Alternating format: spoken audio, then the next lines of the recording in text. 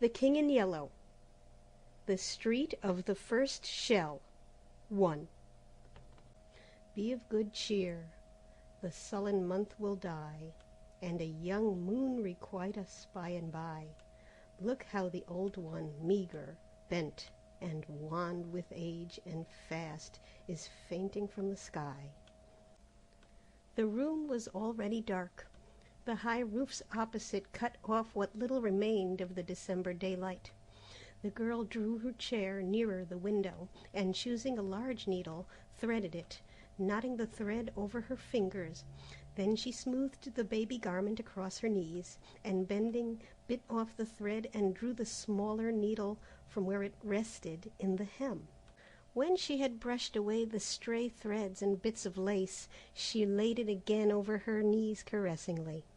Then she slipped the threaded needle from her corsage and passed it through a button. But as the button spun down the thread, her hand faltered, the thread snapped, and the button rolled across the floor. She raised her head. Her eyes were fixed on a strip of waning light above the chimneys. From somewhere in the city came sounds like the distant beating of drums, and beyond, far beyond, a vague muttering, now growing, swelling, rumbling in the distance like the pounding of surf upon the rocks, now like the surf again, receding, growling, menacing. The cold had become intense, a bitter, piercing cold which strained and snapped at joist and beam, and turned the slush of yesterday to flint. From the street below every sound broke sharp and metallic. The clatter of sabots, the rattle of shutters, or the rare sound of a human voice. The air was heavy, weighted with the black cold as with a pall. To breathe was painful, to move an effort. In the desolate sky there was something that wearied, in the brooding clouds something that saddened. It penetrated the freezing city cut by the freezing river, the splendid city with its towers and domes, its quays and bridges and its 1,000 spires. It entered the squares, it seized the avenues and the palaces, stole across bridges, and crept among the narrow streets of the Latin Quarter. Gray under the gray December sky, sadness, utter sadness. A fine icy sleet was falling, powdering the pavement with a tiny crystalline dust. It sifted against the window panes and drifted in heaps along the sill. The light at the window had nearly failed, and the girl bent low over her work. Presently she raised her head, brushing the curls from her eyes. "Jacques, dearest, don't forget to clean your palette." He said, "All right," and picking up the palette, sat down upon the floor in front of the stove. His head and shoulders were in the shadow, but the firelight fell across his knees and glimmered red on the blade of the palette knife. Full in the firelight beside him stood a color box. On the lid was carved, J. Trent, École des Beaux-Arts, 1870. This inscription was ornamented with an American and a French flag. The sleet blew against the window panes, covering them with stars and diamonds, then, melting from the warmer air within, ran down and froze again in fern-like traceries. A dog whined, and the patter of small paws sounded on the zinc behind the stove. "Jacques, dear, do you think Hercules is hungry?" The patter of paws was redoubled behind the stove. "He's whining," she continued nervously, "and if it isn't because he's hungry, it is because—" Her voice faltered. A loud humming filled the air. The windows vibrated. "Oh, Jack!" she cried. "Another—" But her voice was drowned in the scream of a shell tearing through the clouds overhead. "That is the nearest yet," she murmured. "Oh, no," he answered cheerfully. "It probably fell way over by Montmartre."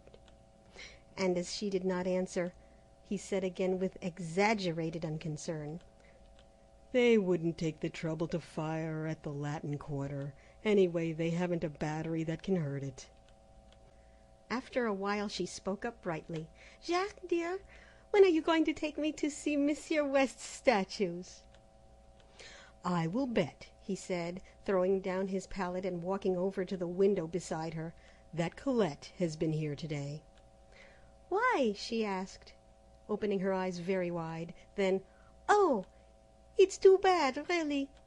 Men are tiresome when they think they know everything. And I warn you that if Monsieur West is vain enough to imagine that Colette—" From the north another shell came whistling and quavering through the sky, passing above them with a long-drawn screech which left the windows singing. That, he blurted out, was too close for comfort. They were silent for a while. Then he spoke again gaily. "Go on, Sylvia, and whither poor West?" But she only sighed. "Oh dear, I can never seem to get used to the shells." He sat down on the arm of the chair beside her. Her scissors fell jingling to the floor. She tossed the unfinished frock after them, and putting both arms about his neck, drew him down into her lap. "Don't go out tonight, Jacques." He kissed her uplifted face. "You know I must. Don't make it hard for me." "But when I hear the shells and know you are out in the city—" "But they all fall in Montmartre." "They may all fall in the Beaux-Arts. You said yourself that two stuck the Quai d'Orsay." "Mere accident." "Jacques, have pity on me. Take me with you." "And who will there be to get dinner?" She rose and flung herself on the bed. "Oh, I can't get used to it. And I know you must go. But I beg you not to be late to dinner. If you knew what I suffer. I cannot help it. And you must be patient with me, dear." He said, "It is as safe there as it is in our own house." She watched him fill for her the alcohol lamp, and when he had lighted it and had taken his hat to go, she jumped up and clung to him in silence. After a moment he said, "Now, Sylvia, remember my courage is sustained by yours. Come, I must go." She did not move, and he repeated, "I must go." Then she stepped back, and he thought she was going to speak and waited. But she only looked at him, and, a little impatiently, he kissed her again, saying, "Don't worry, dearest." When he had reached the last flight of stairs on his way to the street, a woman hobbled out of the housekeeper's lodge, waving a letter and calling, "Monsieur Jacques! Monsieur Jacques! This was left by Monsieur Fallowby." He took the letter, and leaning on the threshold of the lodge, read it.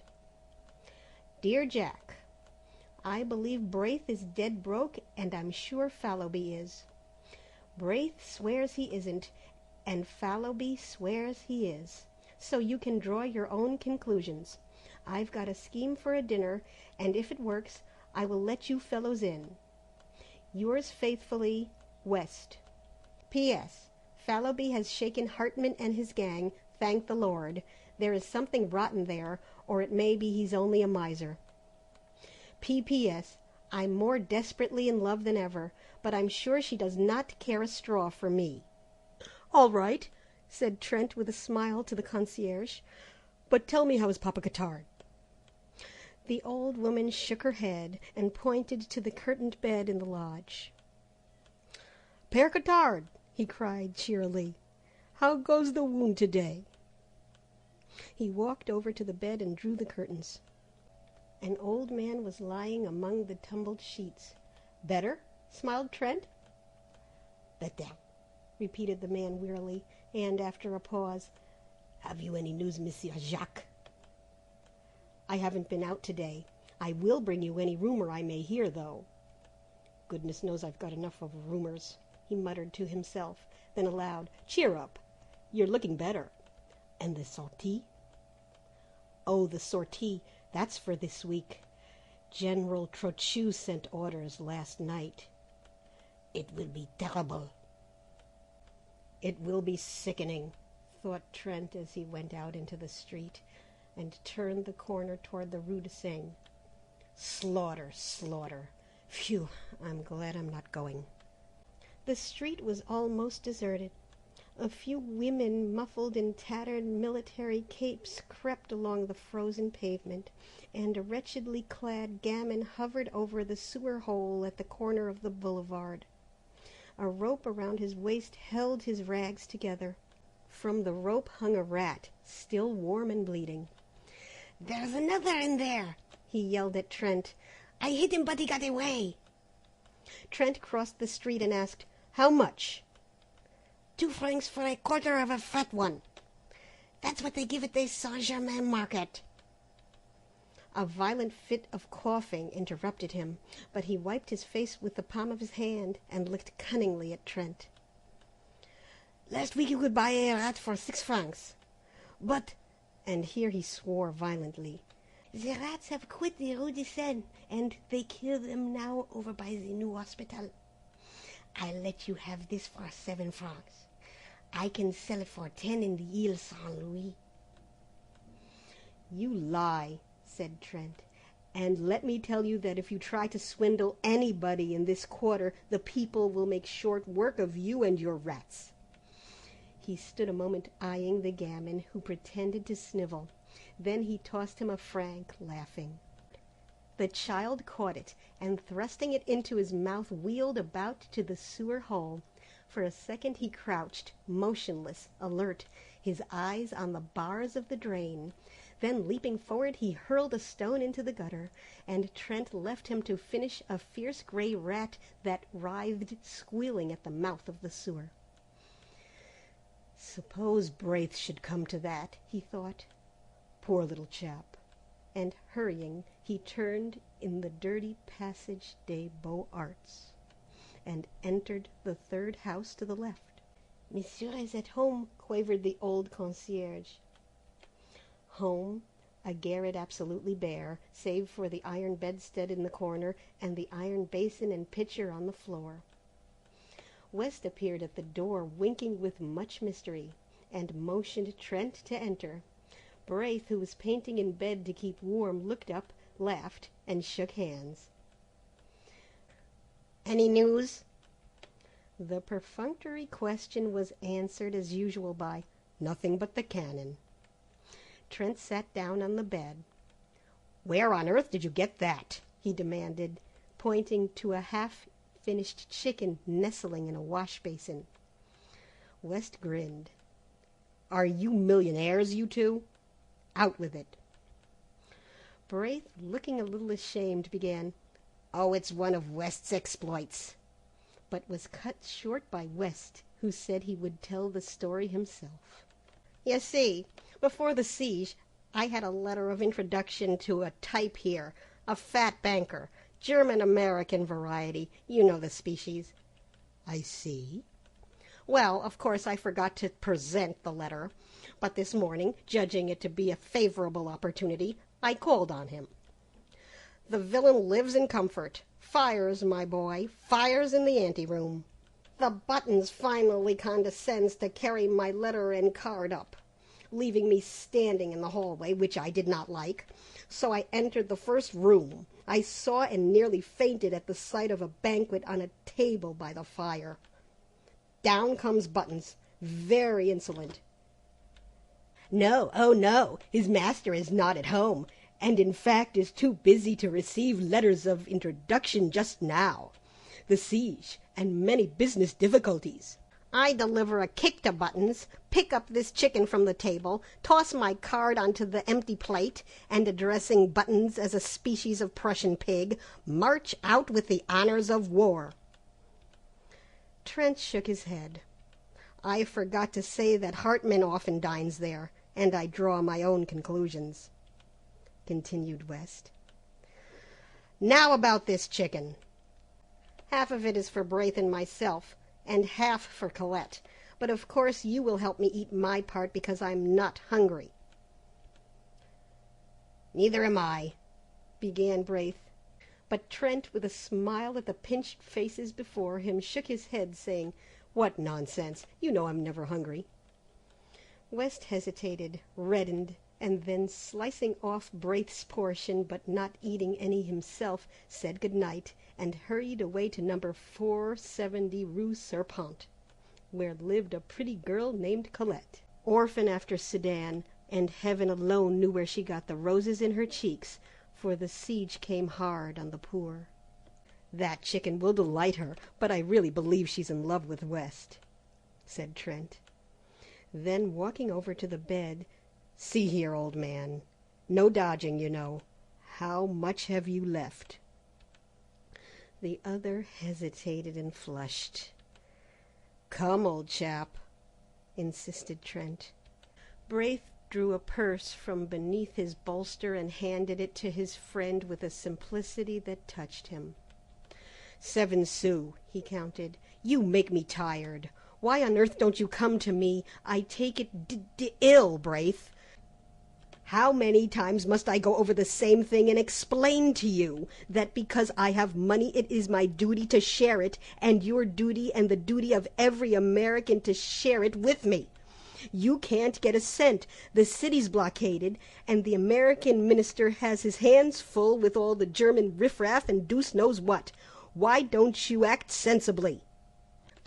I will, Trent, but it's an obligation that perhaps I can never even in part repay. I'm poor, and of course you'll pay me. If I were a usurer, I would take your talent for security. When you are rich and famous, don't, Trent. All right, only no more monkey business. He slipped a dozen gold pieces into the purse and, tucking it again under the mattress, smiled at Braith. "How old are you?" he demanded. 16. Trent laid his hand lightly on his friend's shoulder. "I'm 22, and I have the rights of a grandfather as far as you are concerned. You'll do as I say until you're 21. "The siege will be over then, I hope," said Braith, trying to laugh. But the prayer in their hearts, "How long, O Lord, how long?" was answered by the swift scream of a shell soaring among the storm clouds of that December night. 2.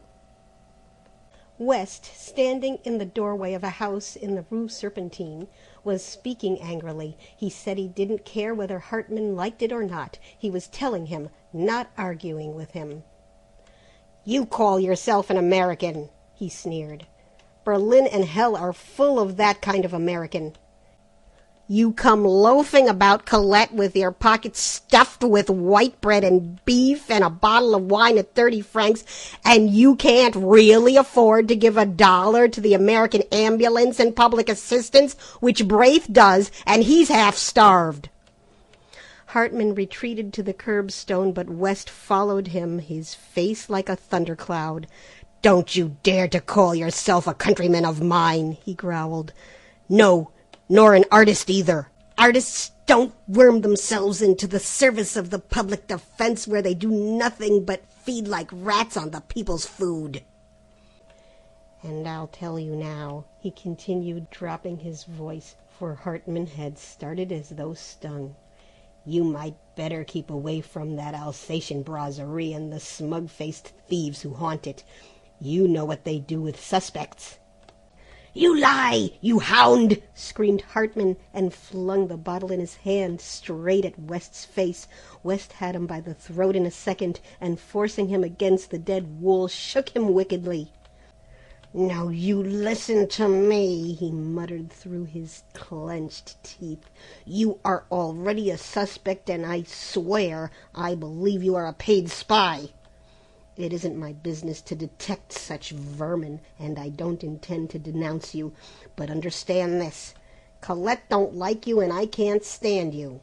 And if I catch you in this street again, I'll make it somewhat unpleasant. Get out, you sleek Prussian!" Hartman had managed to drag a knife from his pocket, but West tore it from him and hurled him into the gutter.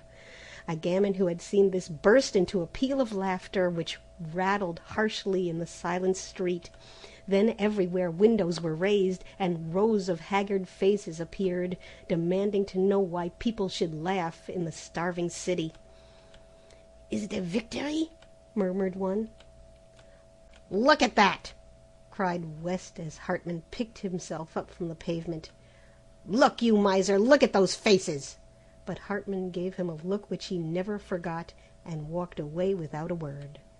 Trent, who suddenly appeared at the corner, glanced curiously at West, who merely nodded toward his door, saying, "Come in, Fallowby's upstairs."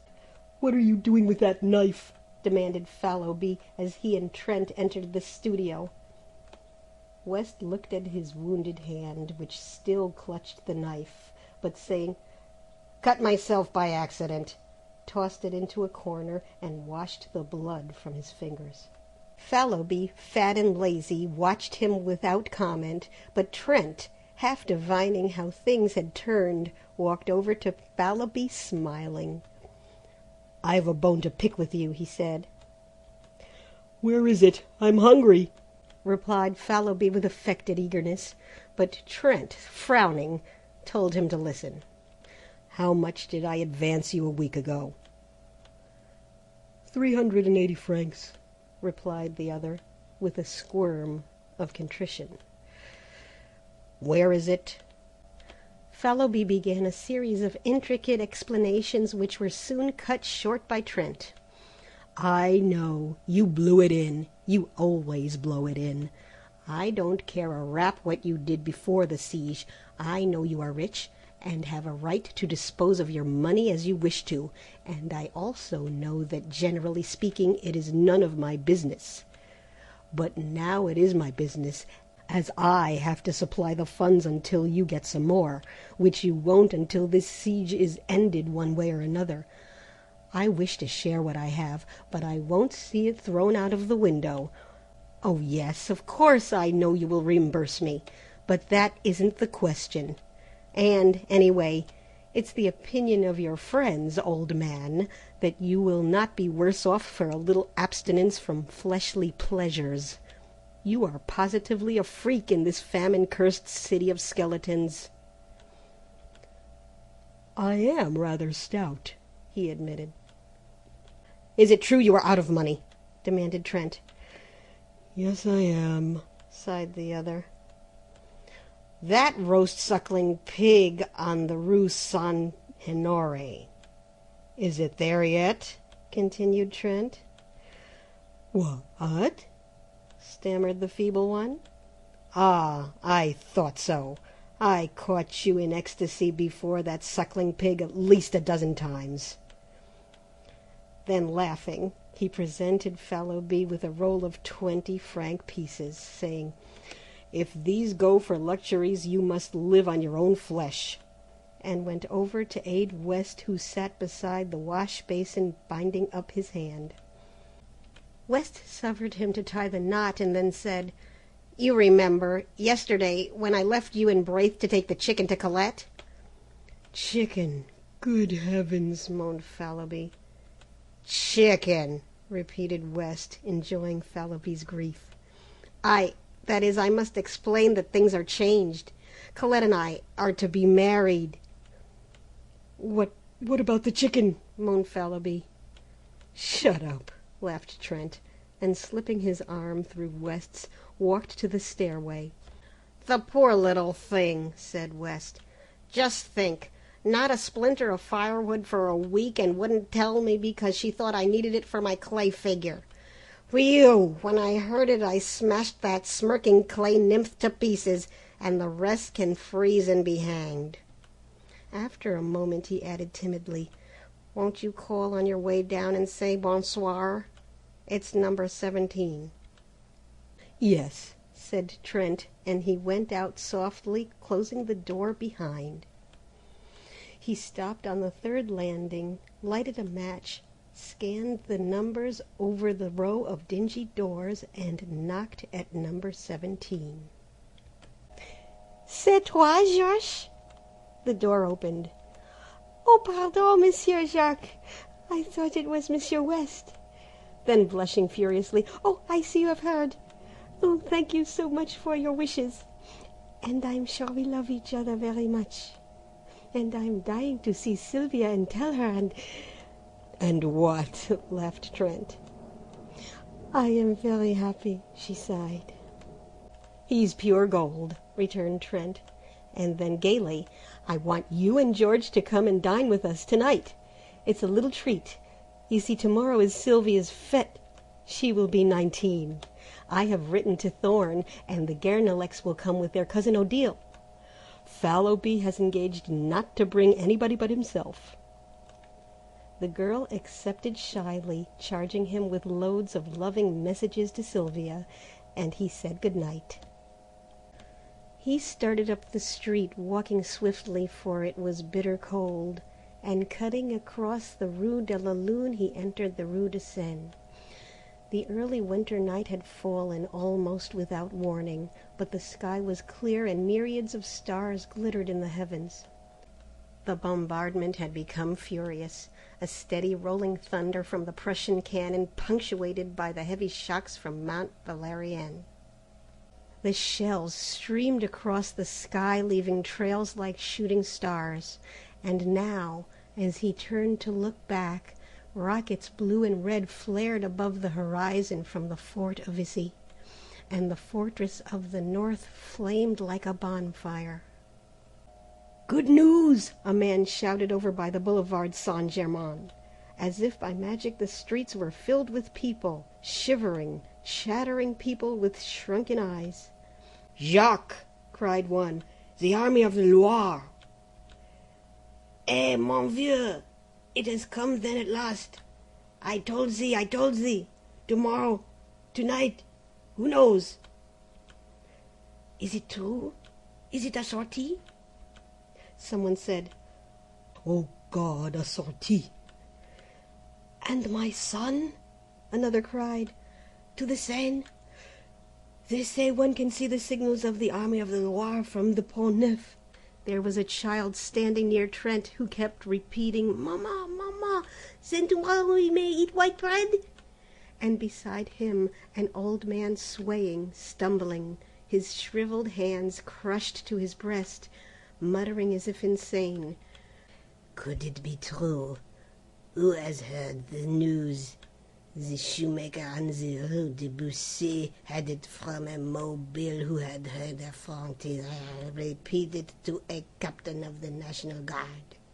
Trent followed the throng surging through the Rue de Seine to the river. Rocket after rocket clove the sky, and now, from Montmartre, the cannon clanged, and the batteries on Montparnasse joined in with a crash. The bridge was packed with people. Trent asked, "Who has seen the signals of the army of the Loire?" "We are waiting for them," was the reply. He looked toward the north. Suddenly the huge silhouette of the Arc de Triomphe sprang into black relief against the flash of a cannon. The boom of the gun rolled along the quay, and the old bridge vibrated. Again, over by the Pont du Jour, a flash of heavy explosion shook the bridge, and then the whole eastern bastion of the fortifications blazed and crackled, sending a red flame into the sky. "Has anyone seen the signals yet?" he asked again. "We are waiting," was the reply. "Yes, waiting," murmured a man behind him. "Waiting, sick, starved, freezing, but waiting. Is it a sortie? They go gladly. Is it to starve? They starve. They have no time to think of surrender. Are they heroes, these Parisians? Answer me, Trent." The American ambulance surgeon turned about and scanned the parapets of the bridge. "Any news, doctor?" asked Trent mechanically. "News?" said the doctor. "I don't know any. I haven't time to know any. What are these people after?" "They say that the army of the Loire has signaled Mount Valérien." "Poor devils." The doctor glanced about him for an instant, and then, "I'm so harried and worried that I don't know what to do. After the last sortie we had the work of 50 ambulances on our poor little corps. Tomorrow there's another sortie, and I wish you fellows could come over to headquarters. We may need volunteers. How is Madame?" he added abruptly. "Well," replied Trent, "but she seems to grow more nervous every day. I ought to be with her now." Take care of her, said the doctor. Then, with a sharp look at the people, I can't stop now. Good night. And he hurried away, muttering, Poor devils. Trent leaned over the parapet and blinked at the black river surging through the arches. Dark objects, carried swiftly on the breast of the current, struck with a grinding, tearing noise against the stone piers, spun around for an instant, and hurried away into the darkness, the ice from the Marne. As he stood staring into the water, a hand was laid on his shoulder. "Hello, Southwark!" he cried, turning around. "This is a queer place for you." "Trent, I have something to tell you. Don't stay here. Don't believe in the Army of the Loire." And the attaché of the American legation slipped his arm through Trent's and drew him toward the Louvre. "Then it's another lie," said Trent bitterly. "Worse. We know at the legation. I can't speak of it, but that's not what I have to say. Something happened this afternoon. The Alsatian brasserie was visited and an American named Hartman was arrested. Do you know him?" "I know a German who calls himself an American. His name is Hartman." "Well, he was arrested about 2 hours ago. They mean to shoot him." "What?" "Of course, we at the legation can't allow them to shoot him offhand, but the evidence seems conclusive." "Is he a spy?" "Well, the papers seized in his room are pretty damning proofs. And besides, he was caught, they say, swindling the Public Food Committee. He drew rations for 50. How, I don't know. He claims to be an American artist here, and we have been obliged to take notice of it at the legation. It's a nasty affair."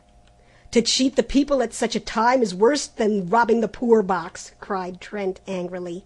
"Let them shoot him." "He's an American citizen." "Yes, oh yes," said the other with bitterness in his voice. "American citizenship is a precious privilege when every goggle-eyed German—" His anger choked him. Southwark shook hands with him warmly. "It can't be helped. We must own the carrion. I am afraid you may be called upon to identify him as an American artist," he said with the ghost of a smile on his deep-lined face, and walked away through the Cours la Reine. Trent swore silently for a moment, then drew out his watch. 7 o'clock. Sylvia will be anxious, he thought, and hurried back to the river. The crowd still huddled, shivering on the bridge, a somber, pitiful congregation, peering out into the night for the signals of the Army of the Loire, and their hearts beat time to the pounding of the guns. Their eyes lighted with each flash from the bastions, and hope rose with the drifting rockets. A black cloud hung over the fortifications. From horizon to horizon the cannon smoke stretched in wavering bands, now capping the spires and domes with cloud, now blowing in streamers and shreds along the streets, now descending from the housetops, enveloping quays, bridges, and river in a sulphurous mist. And through the smoke pall the lightning of the cannon played, and from time to time a rift above showed a fathomless black vault set with stars. He turned again into the Rue de Seine, that sad, abandoned street, with its rows of closed shutters and desolate ranks of unlighted lamps. He was a little nervous and wished once or twice for a revolver. But the slinking forms which passed him in the darkness were too weak with hunger to be dangerous, he thought, and he passed on unmolested to his doorway. But there someone sprang at his throat. Over and over the icy pavement he rolled with his assailant, tearing at the noose about his neck, and then with a wrench sprang to his feet. "Get up!" he cried to the other. Slowly and with great deliberation a small gamin picked himself out of the gutter and surveyed Trent with disgust. "That's a nice clean trick," said Trent. "A whelp of your age, you will finish against a dead wall. Give me that cord." The urchin handed him the noose without a word. Trent struck a match and looked at his assailant. It was the rat killer of the day before. I thought so," he muttered. "Tiens, c'est toi?" said the gamin tranquilly. The impudence, the overpowering audacity of the ragamuffin took Trent's breath away. "Do you know, you young strangler," he gasped, "that they shoot thieves of your age?" The child turned a passionless face to Trent. "Shoot, then." That was too much, and he turned on his heel and entered his hotel. Groping up the unlighted stairway, he at last reached his own landing and felt about in the darkness for the door. From his studio came the sound of voices, West's hearty laugh and Fallowby's chuckle, and at last he found the knob and, pushing back the door, stood a moment confused by the light. "Hello, Jack!" cried West. "You're a pleasant creature, inviting people to dine and letting them wait. Here's Fallowby weeping with hunger." "Shut up," observed the latter. "Perhaps he's been out to buy a turkey." "He's been out galloping. Look at his noose," laughed Guernalec. "So now we know where you get your cash," added West. "Vive la coup du Père Francois." Trent shook hands with everybody and laughed at Sylvia's pale face. "I didn't mean to be late. I stopped on the bridge a moment to watch the bombardment. Were you anxious, Sylvia?" She smiled and murmured, "Oh, no," but her hand dropped into his and tightened convulsively. "To the table," shouted Fallowby, and uttered a joyous whoop. "Take it easy," observed Thorne, with a remnant of manners. "You're not the host, you know." Marie Guernalec, who had been chattering with Colette, jumped up and took Thorne's arm, and Monsieur Guernalec drew Odile's arm through his. Trent, bowing gravely, offered his own arm to Colette. West took in Sylvia, and Fallowby hovered anxiously in the rear. "You march around the table 3 times singing the Marseillaise," explained Sylvia, "and Monsieur Fallowby pounds on the table and beats time." Fallowby suggested that they could sing after dinner, but his protest was drowned in the ringing chorus.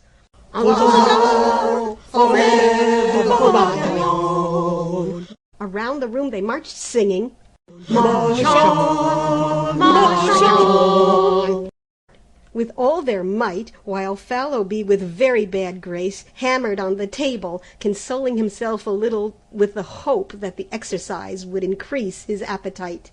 Hercules, the black and tan, fled under the bed, from which retreat he yapped and whined until dragged out by Guernalec and placed in Odile's lap. "And now," said Trent gravely when everybody was seated, "listen," and he read the menu. Beef soup à la Siège de Paris. Fish, sardines à la Père Lachaise. White wine. Rôti red wine. Fresh beef à la sortie. Vegetables. Canned beans à la Chespeau. Canned peas gravelotte. Potatoes irlandaises. Miscellaneous. Cold corned beef à la Thiers. Stewed prunes à la Garibaldi. Dessert. Dried prunes, white bread, currant jelly, tea, café, liqueurs, pipes, and cigarettes. Fallowby applauded frantically, and Sylvia served the soup. "Isn't it delicious?" sighed Odile. Marie Guernalec sipped her soup in rapture. "Not at all like ours, and I don't care what they say. Ours doesn't taste like beef," whispered Colette to West. Fallowby, who had finished, began to caress his chin and eye the tureen. "Have some more, old chap?" inquired Trent.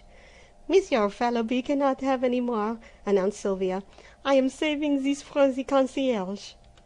Fallowby transferred his eyes to the fish. The sardines, hot from the grill, were a great success.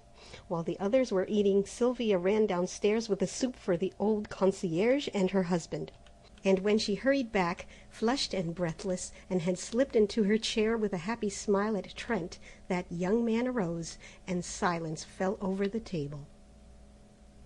For an instant he looked at Sylvia and thought he had never seen her so beautiful. "You all know," he began, "that today is my wife's 19th birthday." Fallowby, bubbling with enthusiasm, waved his glass in circles about his head to the terror of Odile and Colette, his neighbors. And Thorne, West, and Guernalec refilled their glasses 3 times before the storm of applause which the toast of Sylvia had provoked subsided. 3 times the glasses were filled and emptied to Sylvia, and again to Trent, who protested. "This is irregular," he cried. "The next toast is to the 2 republics, France and America." To the republics! To the republics! They cried, and the toast was drunk amid shouts of "Vive la France!" "Vive l'Amérique!" "Vive la Nation!" Then Trent, with a smile at West, offered the toast "To a happy pair," and everybody understood, and Sylvia leaned over and kissed Colette, while Trent bowed to West. The beef was eaten in comparative calm, but when it was finished and a portion of it set aside for the old people below, Trent cried, "Drink to Paris! May she rise from her ruins and crush the invader!" And the cheers rang out, drowning for a moment the monotonous thunder of the Prussian guns. Pipes and cigarettes were lighted, and Trent listened for an instant to the animated chatter around him, broken by ripples of laughter from the girls or the mellow chuckle of Fallowby. Then he turned to West. "There is going to be a sortie tonight," he said. "I saw the American ambulance surgeon just before I came in, and he asked me to speak to you fellows. Any aid we can give him will not come amiss." Then, dropping his voice and speaking in English, "As for me, I shall go out with the ambulance tomorrow morning. There is of course no danger, but it's just as well to keep it from Sylvia." West nodded. Thorne and Guernalec, who had heard, broke in and offered assistance, and Fallowby volunteered with a groan. "All right," said Trent rapidly. "No more now, but meet me tomorrow morning at ambulance headquarters at 8. Sylvia and Colette, who were becoming uneasy with the conversation in English, now demanded to know what they were talking about. "What does a sculptor usually talk about?" cried West with a laugh. Odile glanced reproachfully at Thorne, her fiancé.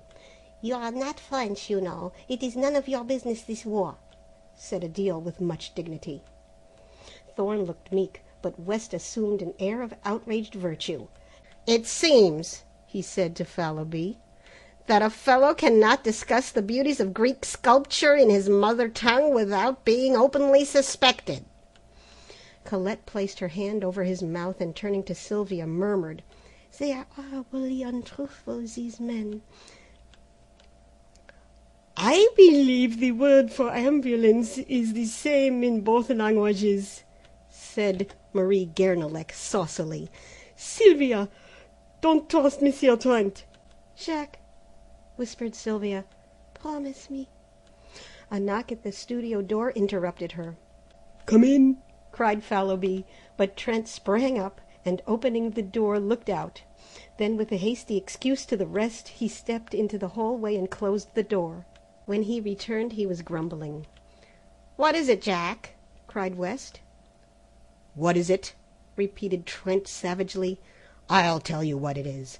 I have received a dispatch from the American minister to go at once and identify and claim as a fellow countryman and a brother artist a rascally thief and a German spy." "Don't go," suggested Fallowby.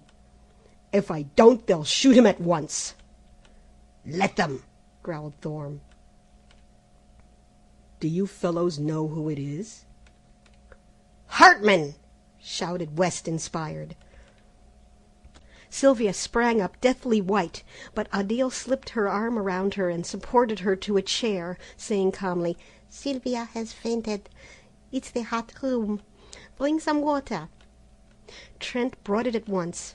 Sylvia opened her eyes, and after a moment rose, and supported by Marie Guernalec and Trent, passed into the bedroom.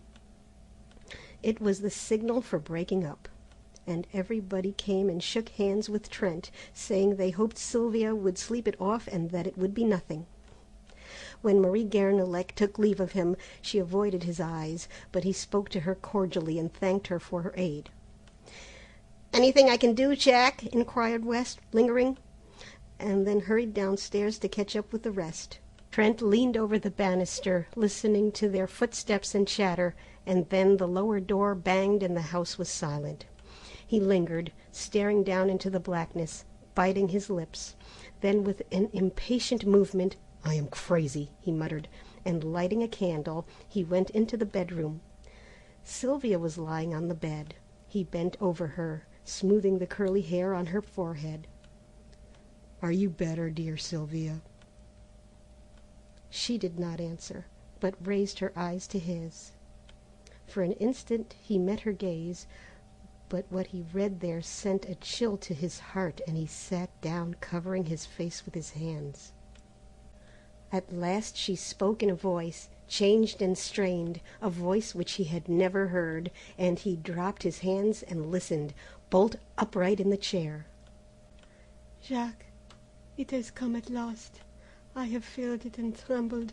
Ah, how often have I lain awake at night with this on my heart and prayed that I might die before you should ever know of it. For I love you, Jacques, and if you go away I cannot live. I have deceived you.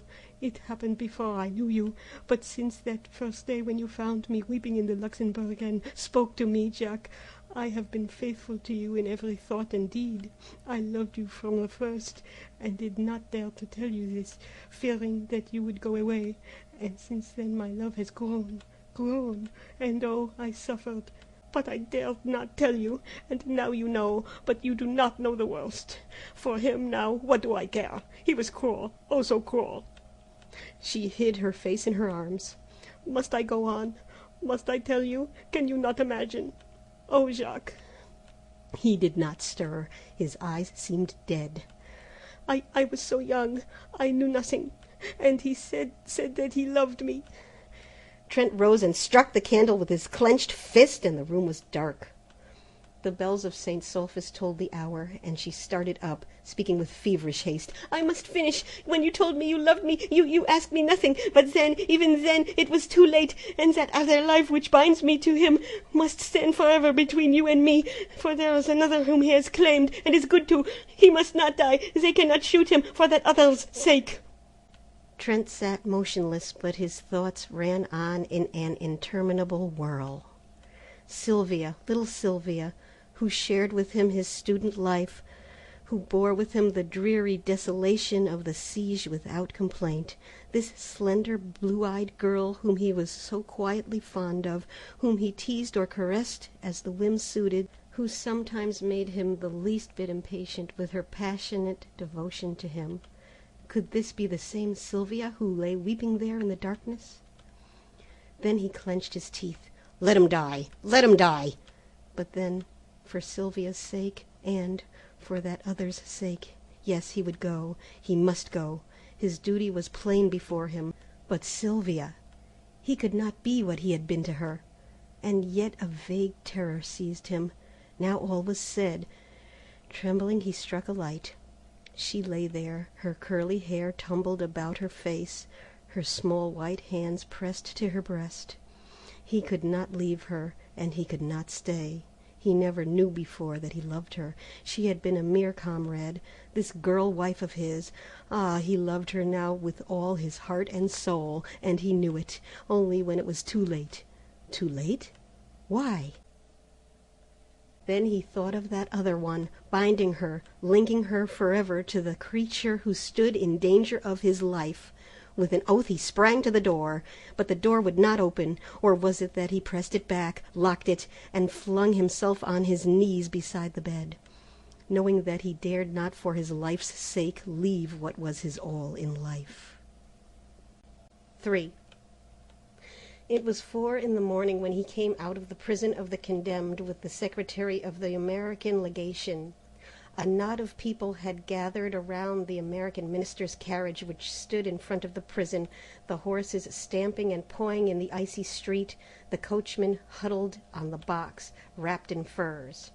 Southwark helped the secretary into the carriage and shook hands with Trent, thanking him for coming.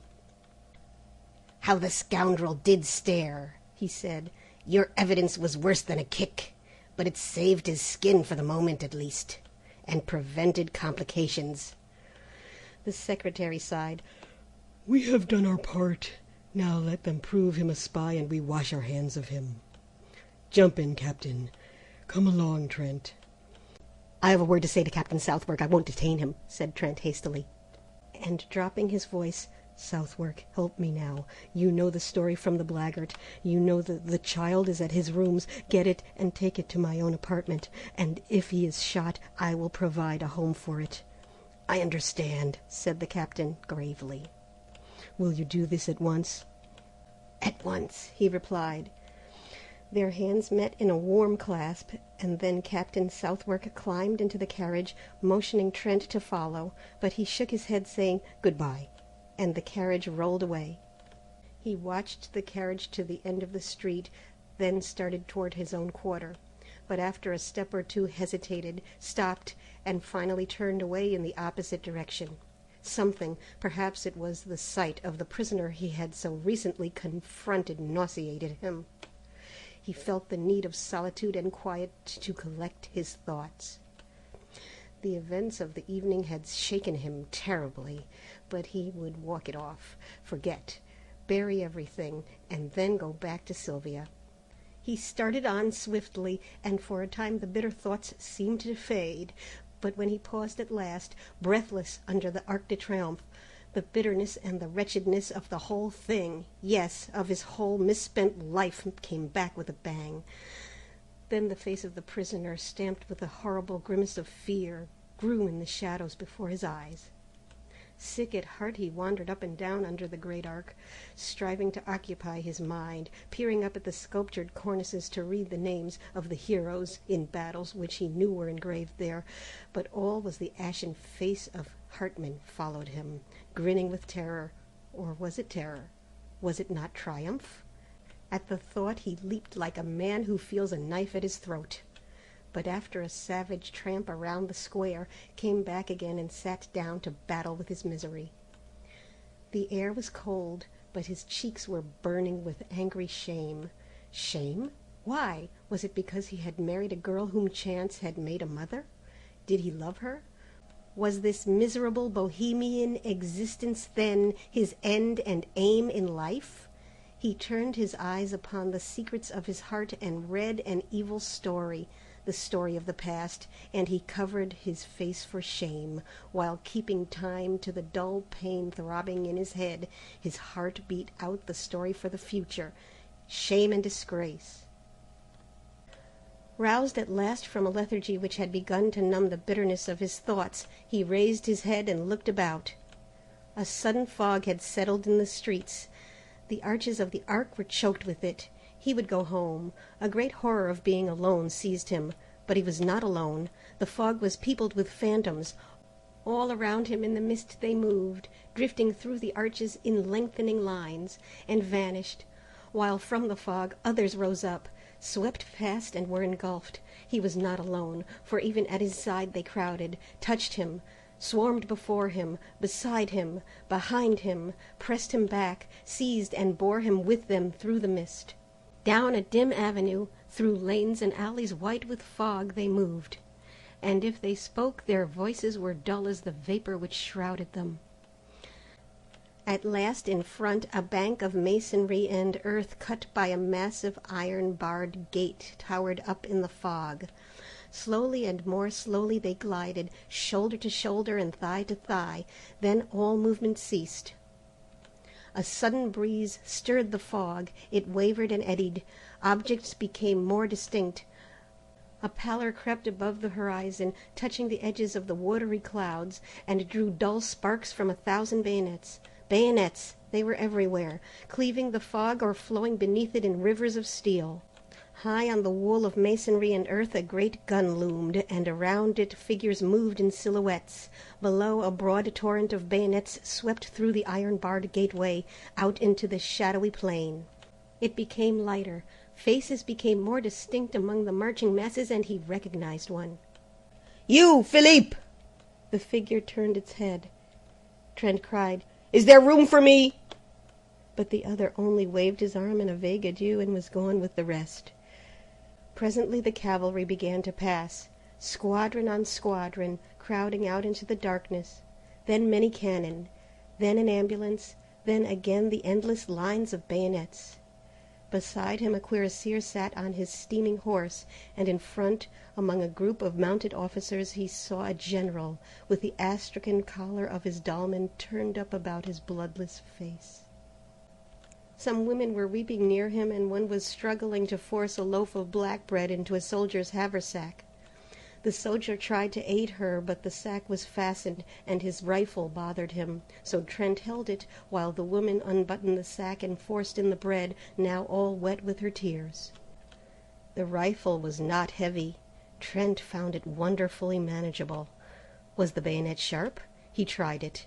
Then a sudden longing, a fierce, imperative desire took possession of him. "Chouette!" cried a gamin clinging to the barred gate. "Encore toi, mon vieux?" Trent looked up, and the rat-killer laughed in his face. But when the soldier had taken the rifle again, and thanking him, ran hard to catch his battalion, he plunged into the throng about the gateway. "Are you going?" he cried to a marine who sat in the gutter bandaging his foot. "Yes." Then a girl, a mere child, caught him by the hand and led him into the cafe which faced the gate. The room was crowded with soldiers, some, white and silent, sitting on the floor, others groaning on the leather-covered settees. The air was sour and suffocating. "Choose," said the girl with a little gesture of pity. "They can't go." In a heap of clothing on the floor he found a capote and kepi. She helped him buckle his knapsack, cartridge box, and belt, and showed him how to load the chassepot rifle, holding it on her knees. When he thanked her, she started to her feet. "You are a foreigner." "American," he said, moving toward the door. But the child barred his way. "I am a Breton. My father is up there with the cannon of the marine. He will shoot you if you are a spy." They faced each other for a moment. Then, sighing, he bent over and kissed the child. "Pray for France, little one," he murmured. And she repeated with a pale smile, "For France, and you, bon monsieur." He ran across the street and through the gateway. Once outside, he edged into line and shouldered his way along the road. A corporal passed, looked at him, repassed, and finally called an officer. "You belong to the 68th," growled the corporal, looking at the number on his kepi. "We have no use for Frontiers," added the officer, catching sight of his black trousers. "I wish to volunteer in place of a comrade," said Trent, and the officer shrugged his shoulders and passed on. Nobody paid much attention to him, one or two merely glancing at his trousers. The road was deep with slush and mud, plowed and torn by wheels and hoofs. A soldier in front of him wrenched his foot in an icy rut, and it dragged himself to the edge of the embankment, groaning.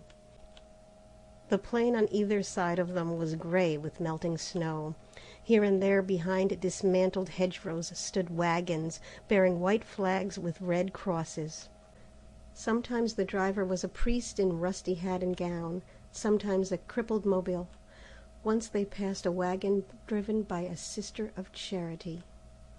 Silent, empty houses with great rents in their walls, and every window blank, huddled along the road.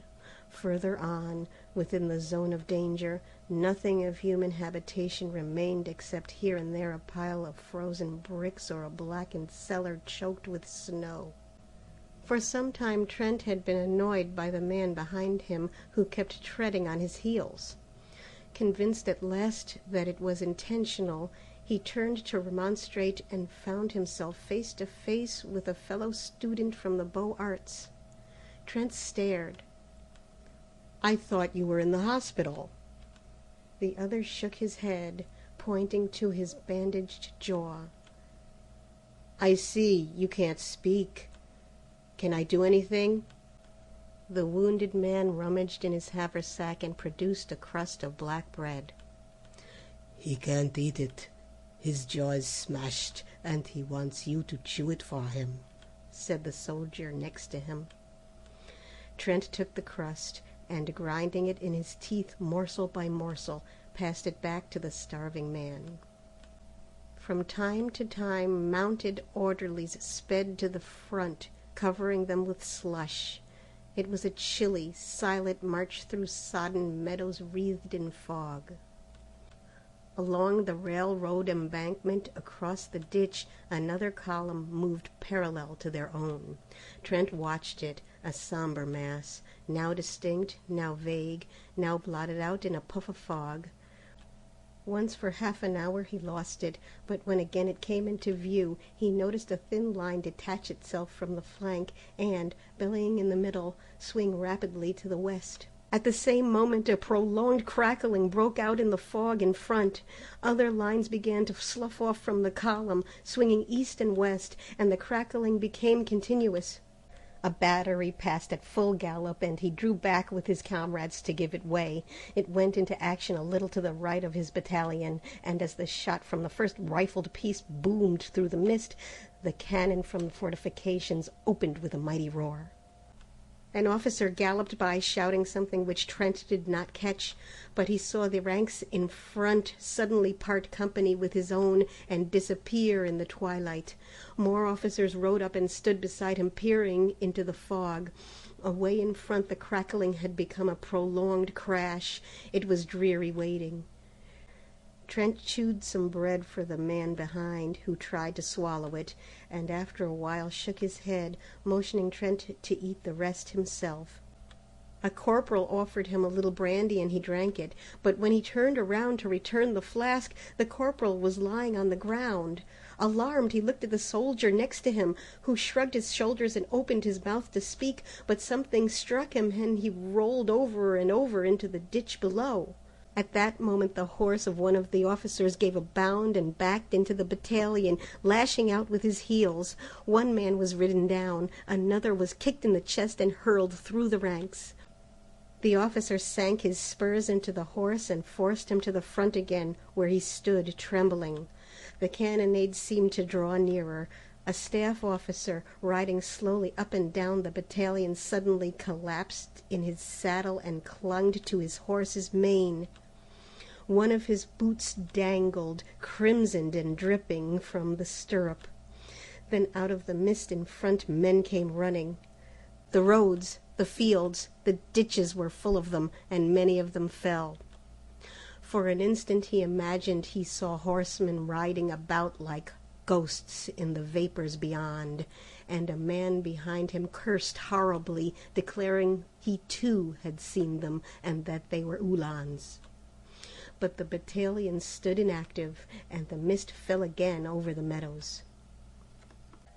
The colonel sat heavily upon his horse, his bullet-shaped head buried in the astrakhan collar of his dolman, his fat legs sticking straight out in the stirrups. The buglers clustered about him with bugles poised, and behind him a staff officer in a pale blue jacket smoked a cigarette and chatted with a captain of hussars. From the road in front came the sound of furious galloping, and an orderly reined up beside the colonel, who motioned him to the rear without turning his head. Then on the left a confused murmur arose, which ended in a shout. A hussar passed like the wind, followed by another and another, and then squadron after squadron whirled by them into the sheeted mists. At that instant the colonel reared in his saddle. The bugles clanged, and the whole battalion scrambled down the embankment, over the ditch, and started across the soggy meadow. Almost at once Trent lost his cap. Something snatched it from his head. He thought it was a tree branch. A good many of his comrades rolled over in the slush and ice, and he imagined that they had slipped. One pitched right across his path, and he stopped to help him up.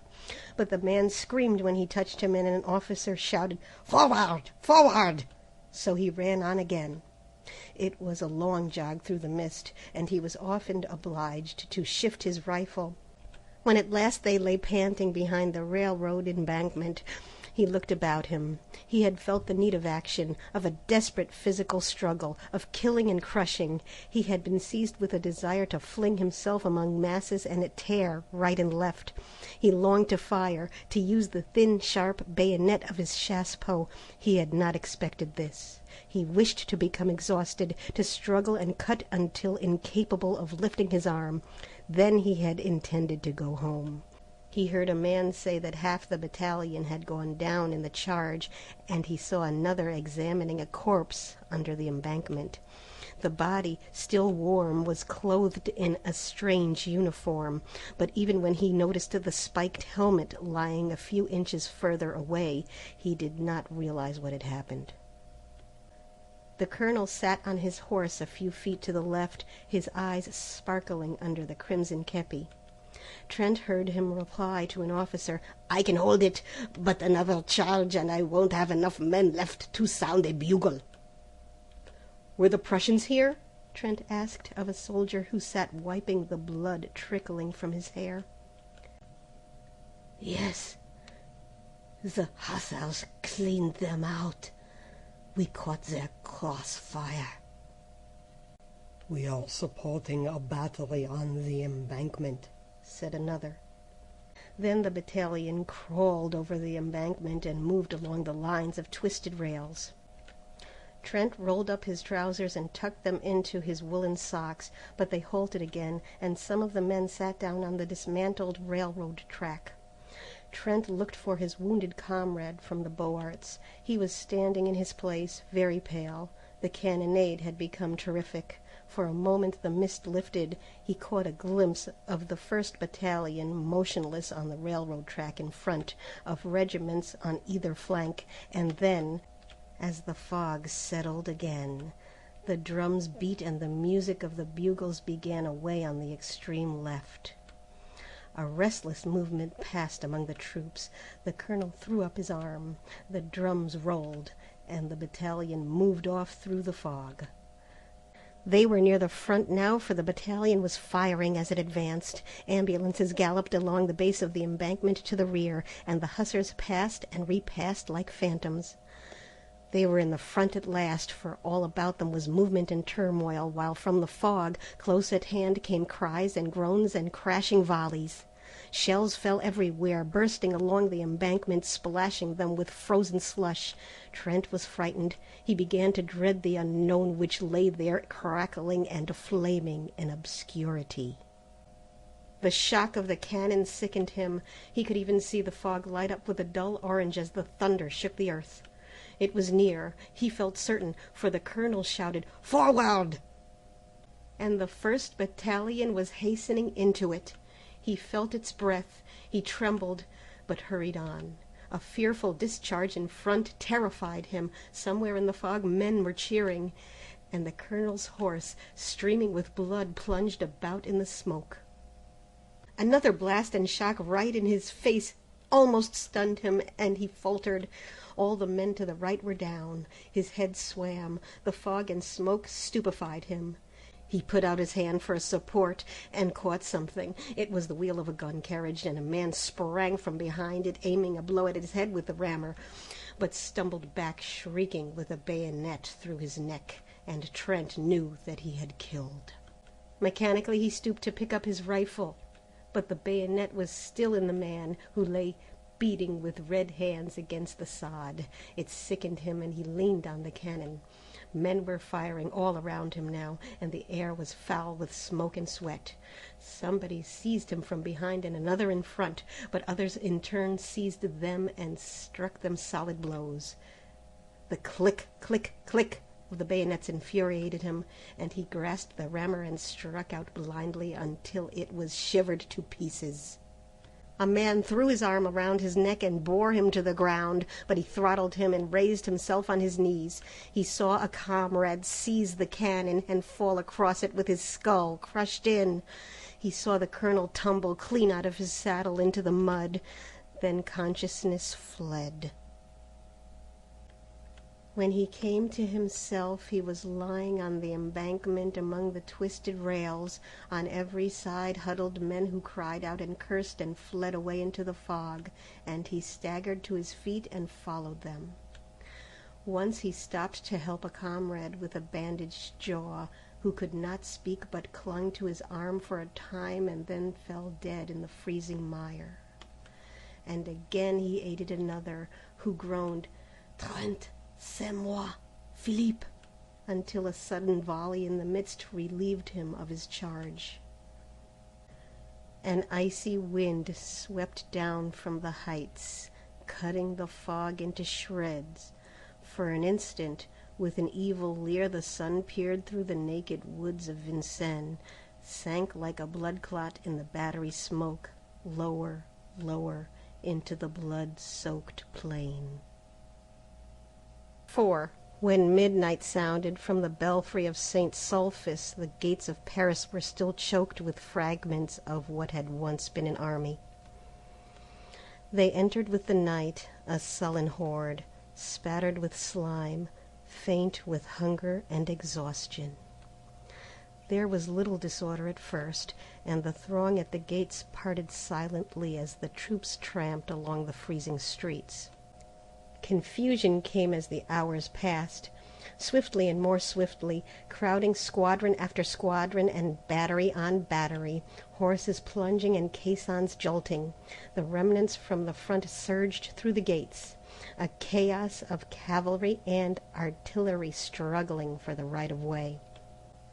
Close upon them stumbled the infantry, here a skeleton of a regiment marching with the desperate attempt at order, there a riotous mob of mobiles crushing their way to the streets, then a turmoil of horsemen, cannon, troops without officers, officers without men, then again a line of ambulances, the wheels groaning under their heavy loads. Dumb with misery, the crowd looked on. All through the day the ambulances had been arriving, and all day long the ragged throng whimpered and shivered by the barriers. At noon the crowd was increased tenfold, filling the squares about the gates and swarming over the inner fortifications. At 4 o'clock in the afternoon the German batteries suddenly wreathed themselves in smoke, and the shells fell fast on Montparnasse.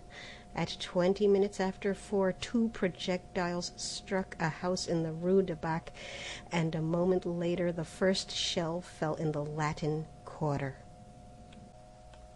Braith was painting in bed when West came in, very much scared. "I wish you would come down. Our house has been knocked into a cocked hat, and I'm afraid that some of the pillagers may take it into their heads to pay us a visit tonight."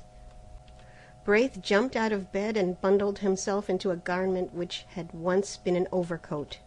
"Anybody hurt?" he inquired, struggling with a sleeve full of dilapidated lining. "No, Colette is barricaded in the cellar, and the concierge ran away to the fortifications. There will be a rough gang there if the bombardment keeps up. You might help us." "Of course," said Braith.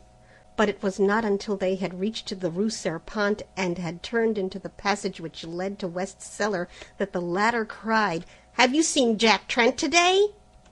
"No," replied Braith, looking troubled. "He was not at ambulance headquarters." "He stayed to take care of Sylvia, I suppose." A bomb came crashing through the roof of a house at the end of the alley and burst in the basement, showering the street with slate and plaster. A second struck a chimney and plunged into the garden, followed by an avalanche of bricks. And another exploded with a deafening report in the next street. They hurried along the passage to the steps which led to the cellar. Here again Braith stopped. "Don't you think I had better run up to see if Jack and Sylvia are well entrenched? I can get back before dark." "No, go in and find Colette, and I'll go." "No, let me go. There's no danger." "I know it," replied West calmly, and, dragging Braith into the alley, pointed to the cellar steps. The iron door was barred. "Colette, Colette!" he called. The door swung inward, and the girl sprang up the stairs to meet them. At that instant Braith, glancing behind him, gave a startled cry, and pushing the two before him into the cellar, jumped down after them and slammed the iron door. A few seconds later a heavy jar from the outside shook the hinges. "They're here," muttered West, very pale. "That door," observed Colette calmly, "will hold forever." Braith examined the low iron structure, now trembling with the blows rained on it from without. West glanced anxiously at Colette, who displayed no agitation, and this comforted him. "I don't believe they will spend much time here," said Braith. "They only rummage in cellars for spirits, I imagine. Unless they hear that valuables are buried there." "But surely nothing is buried here!" exclaimed Braith uneasily. "Unfortunately there is," growled West. "That miserly landlord of mine." A crash from the outside, followed by a yell, cut him short. Then blow after blow shook the doors, until there came a sharp snap, a clinking of metal, and a triangular bit of iron fell inwards, leaving a hole through which struggled a ray of light. Instantly West knelt, and shoving his revolver through the aperture, fired every cartridge. For a moment the alley resounded with the racket of the revolver. Then absolute silence followed. Presently a single questioning blow fell upon the door, and a moment later another and another, and then a sudden crack zigzagged across the iron plate. "Here," said West, seizing Colette by the wrist. "You follow me, Braith." And he ran swiftly toward a circular spot of light at the further end of the cellar. The spot of light came from a barred manhole above. West motioned for Braith to mount on his shoulders. "Push it over. You must." With little effort Braith lifted the barred cover, scrambled out on his stomach, and easily raised Colette from West's shoulders. "Quick, old chap!" cried the latter. Braith twisted his legs around a fence chain and leaned down again. The cellar was flooded with a yellow light, and the air reeked with the stench of petroleum torches. The iron door still held, but a whole plate of metal was gone, and now as they looked a figure came creeping through, holding a torch. "Quick!" whispered Braith. "Jump!" And West hung dangling until Colette grasped him by the collar and he was dragged out.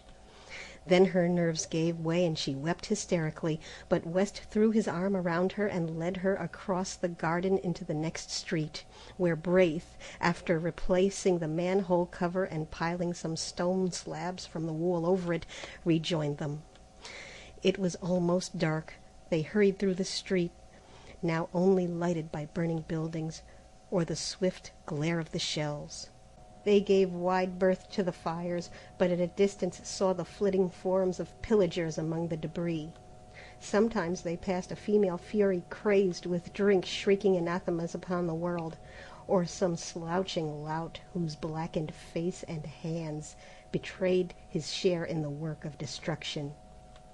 At last they reached the Seine and passed the bridge, and then Braith said, "I must go back. I am not sure of Jack and Sylvia." As he spoke he made way for a crowd which came trampling across the bridge and along the river wall by the d'Orsay barracks. In the midst of it West caught the measured tread of a platoon. A lantern passed, a file of bayonets, then another lantern which glimmered on a deathly face behind, and Colette gasped, "Hartmann!" and he was gone. They peered fearfully across the embankment, holding their breath. There was a shuffle of feet on the quay, and the gate of the barracks slammed. A lantern shone for a moment at the postern. The crowd pressed to the grill. Then came the clang of the volley from the stone parade. One by one the petroleum torches flared along the embankment, and now the whole square was in motion. Down from the Champs-Élysées and across the Place de la Concorde straggled the fragments of the battle. A company here and a mob there. They poured in from every street, followed by women and children, and a great murmur, borne on the icy wind, swept through the Arc de Triomphe and down the dark avenue. "Perdu! Perdu!" A ragged end of a battalion was pressing past, the spectre of annihilation. West groaned. Then a figure sprang from the shadowy ranks and called West's name. And when he saw it was Trent, he cried out. Trent seized him, white with terror. "Sylvia!" West stared, speechless, but Colette moaned. "Oh, Sylvia, Sylvia, and they are shelling the quarter." "Trent!" shouted Braith, but he was gone, and they could not overtake him. The bombardment ceased as Trent crossed the Boulevard Saint-Germain, but the entrance to the Rue de Seine was blocked by a heap of smoking bricks. Everywhere the shells had torn great holes in the pavement. The cafe was a wreck of splinters and glass. The bookstore tottered, ripped from roof to basement, and the little bakery, long since closed, bulged outward above a mass of slate and tin. He climbed over the steaming bricks and hurried into the Rue de Tournon. On the corner a fire blazed, lighting up his own street, and on the bank wall, beneath a shattered gas lamp, a child was writing with a bit of cinder. Here fell the first shell. The letters stared him in the face. The rat killer finished and stepped back to view his work, but catching sight of Trent's bayonet, screamed and fled, and as Trent staggered across the shattered street, from holes and crannies in the ruins fierce women fled from their work of pillage, cursing him.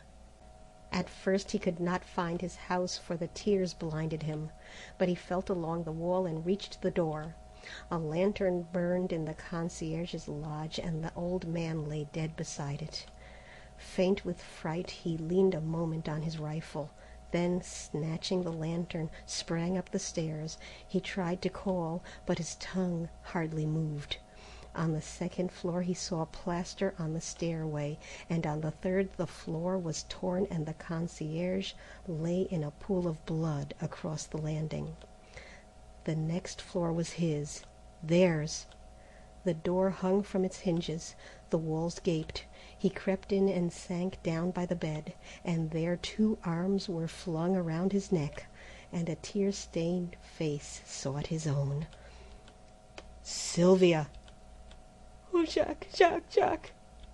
From the tumbled pillow beside them a child wailed. "They brought it. It is mine," she sobbed. "Ours," he whispered, with his arms around them both. Then from the stairs below came Braith's anxious voice. "Trent, is all well?" The street is not fashionable, neither is it shabby. It is a pariah among streets, a street without a quarter. It is generally understood to lie outside the pale of the aristocratic Avenue de l'Observatoire. The students of the Montparnasse quarter consider it swell, and will have none of it. The Latin quarter from the Luxembourg, its northern frontier, sneers at its respectability and regards with disfavour the correctly costumed students who haunt it.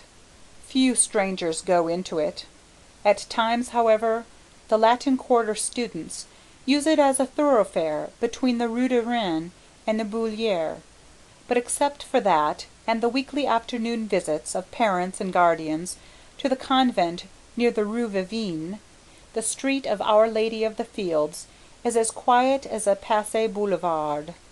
Perhaps the most respectable portion lies between the Rue de la Grande Chaumière and the Rue Vavin.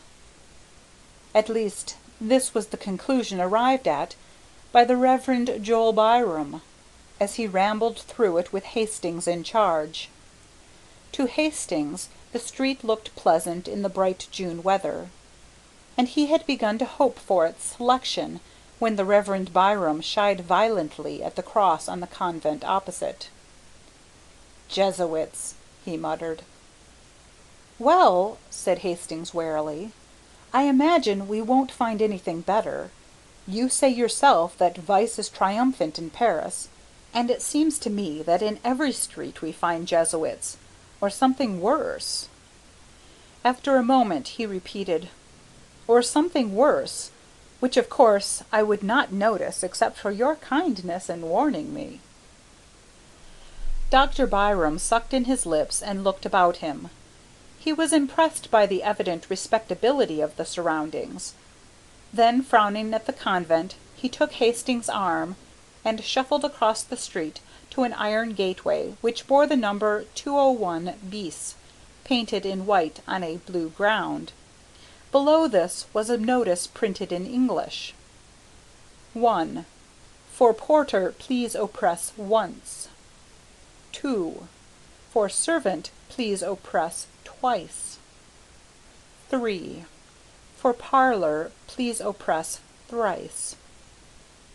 Hastings touched the electric button 3 times, and they were ushered through the garden and into the parlor by a trim maid.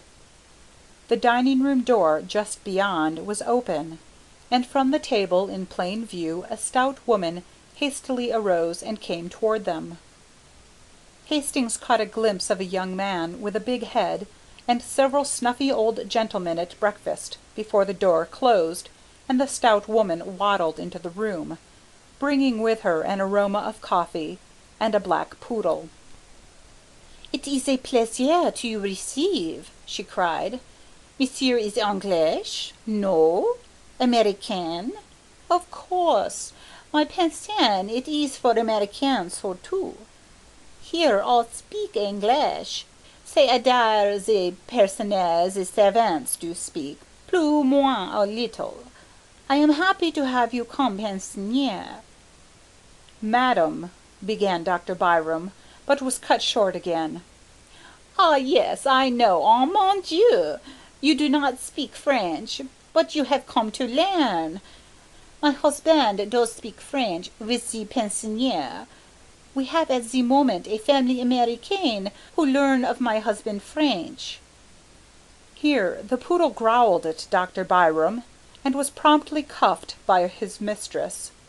"Vous too!" she cried with a slap. "Vous too! Oh, le vilain! Oh, le vilain!" "Mais, madam," said Hastings, smiling, "Il n'a pas l'air très féroce." the poodle fled, and his mistress cried, "Ah, the accent! Charming! He does speak already French like a Parisian young gentleman." Then Dr. Byram managed to get in a word or two, and gathered more or less information with regard to prices. "It is a pension sérieux. My clientele is of the best. Indeed, a pension de famille, where one is at home." Then they went upstairs to examine Hastings' future quarters, test the bed springs, and arrange for the weekly towel allowance. Dr. Byram appeared satisfied. Madame Marotte accompanied them to the door and rang for the maid, but as Hastings stepped out into the gravel walk, his guide and mentor paused a moment and fixed Madame with his watery eyes. "You understand," he said, "that he is a youth of most careful bringing up, and his character and morals are without a stain. He is young, and has never been abroad, never even seen a large city, and his parents have requested me, as an old family friend living in Paris, to see that he is placed under good influences. He is to study art, but on no account would his parents wish him to live in the Latin Quarter if they knew of the immorality that is rife there." A sound like the click of a latch interrupted him, and he raised his eyes, but not in time to see the maid slap the big-headed young man behind the parlor door. Madame coughed, cast a deadly glance behind her, and then beamed on Dr. Byram. "It is well that he come here. The pension more serious. Il n'existe pas. It is not any," she announced with conviction. So, as there was nothing more to add, Dr. Byram joined Hastings at the gate. "I trust," he said, eyeing the convent, "that you will make no acquaintances among Jesuits." Hastings looked at the convent until a pretty girl passed before the gray facade, and then he looked at her.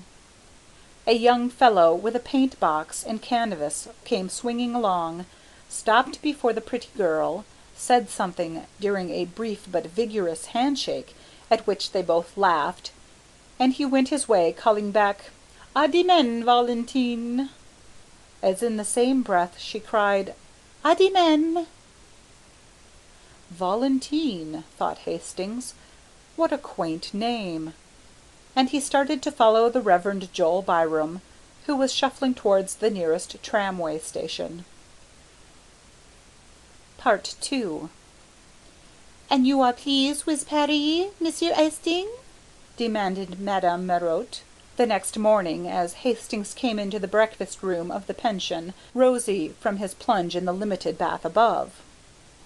"I am sure I shall like it," he replied, wondering at his own depression of spirits. The maid brought him coffee and rolls. He returned the vacant glance of the big-headed young man, and acknowledged diffidently the salutes of the snuffy old gentleman. He did not try to finish his coffee, and sat crumbling a roll, unconscious of the sympathetic glances of Madame Marotte, who had tact enough not to bother him. Presently a maid entered with a tray on which were balanced 2 bowls of chocolate, and the snuffy old gentleman leered at her ankles. The maid deposited the chocolate at a table near the window, and smiled at Hastings.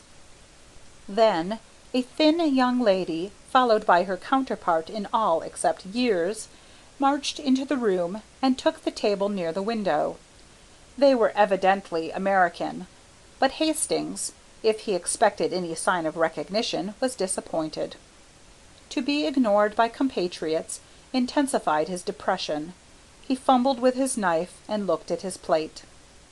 The thin young lady was talkative enough. She was quite aware of Hastings's presence, ready to be flattered if he looked at her, but on the other hand she felt her superiority, for she had been 3 weeks in Paris, and he, it was easy to see, had not yet unpacked his steamer trunk. Her conversation was complacent. She argued with her mother upon the relative merits of the Louvre and the Bon Marché, but her mother's part of the discussion was mostly confined to the observation, "Why, Susie!" The snuffy old gentleman had left the room in a body, outwardly polite and inwardly raging. They could not endure the Americans who filled the room with their chatter. The big-headed young man looked after them with a knowing cough, murmuring, "Gay old birds." "They look like bad old men, Mr. Bladen," said the girl.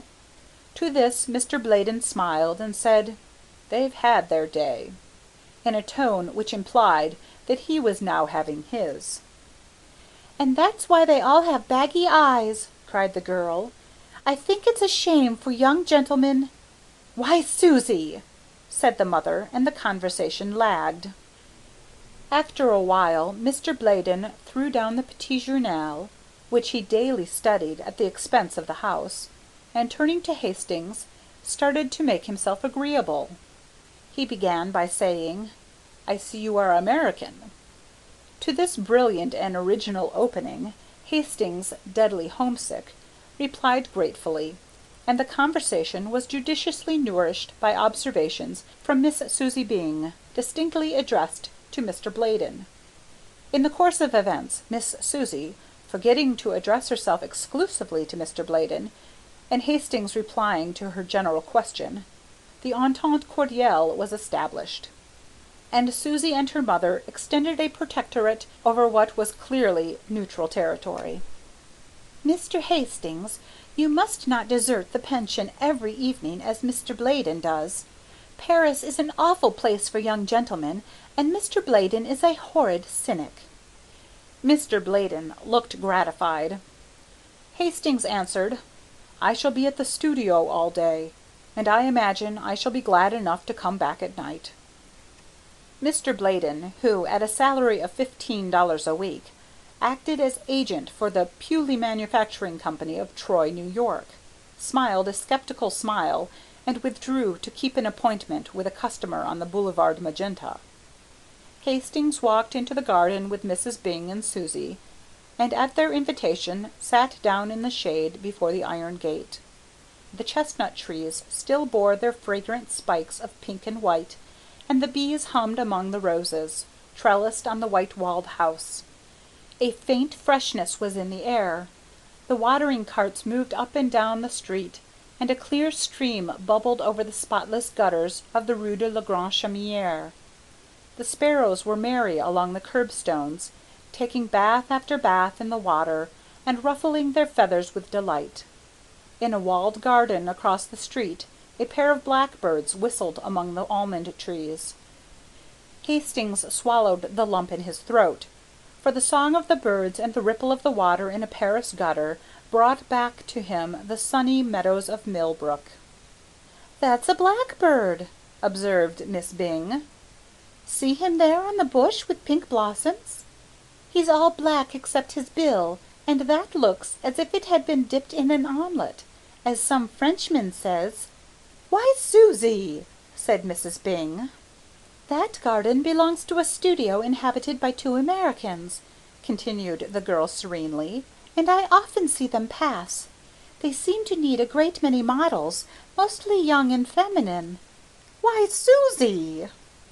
"Perhaps they prefer painting that kind, but I don't see why they should invite 5, with 3 more young gentlemen, and all get into 2 cabs and drive away singing.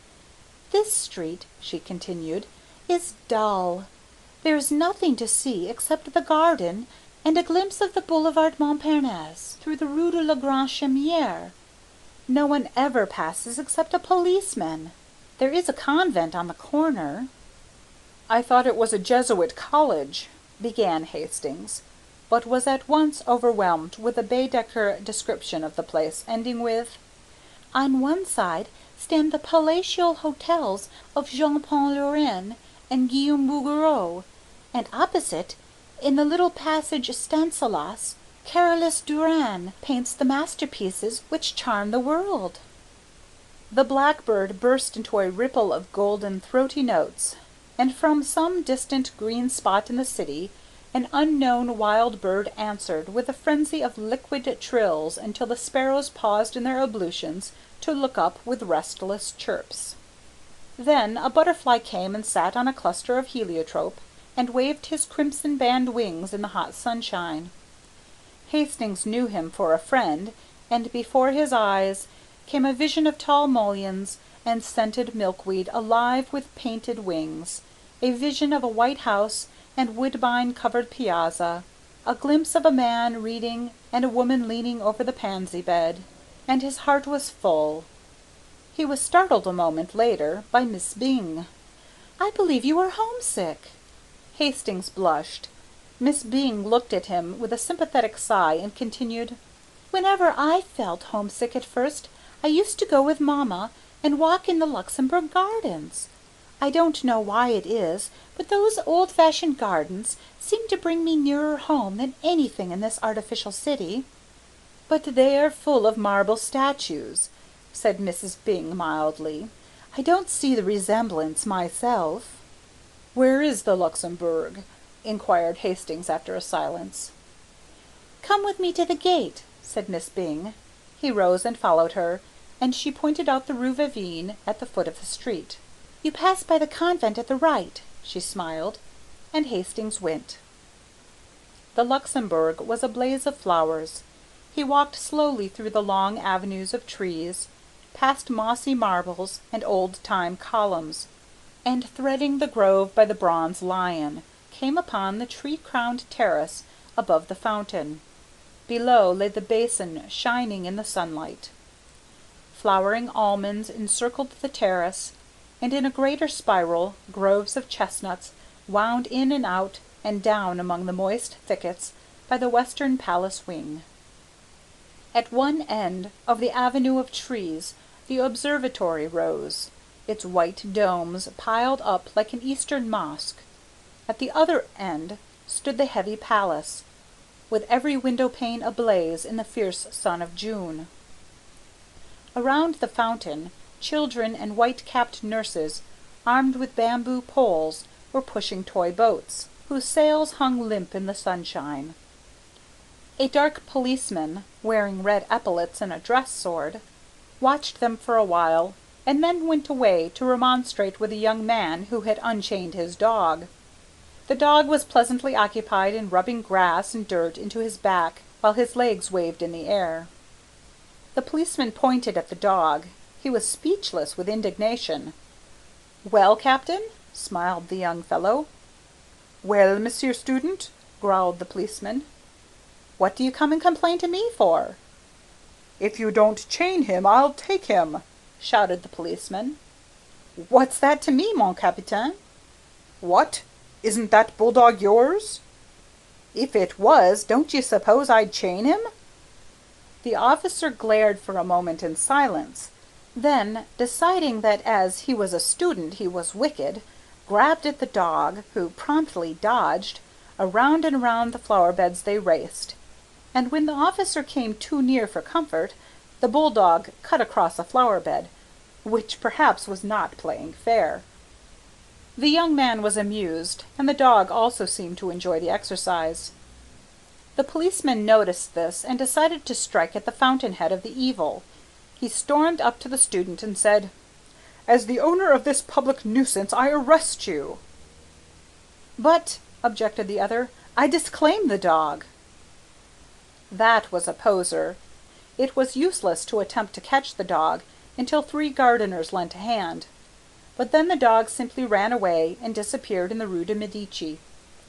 The policeman shambled off to find consolation among the white-capped nurses, and the student, looking at his watch, stood up yawning.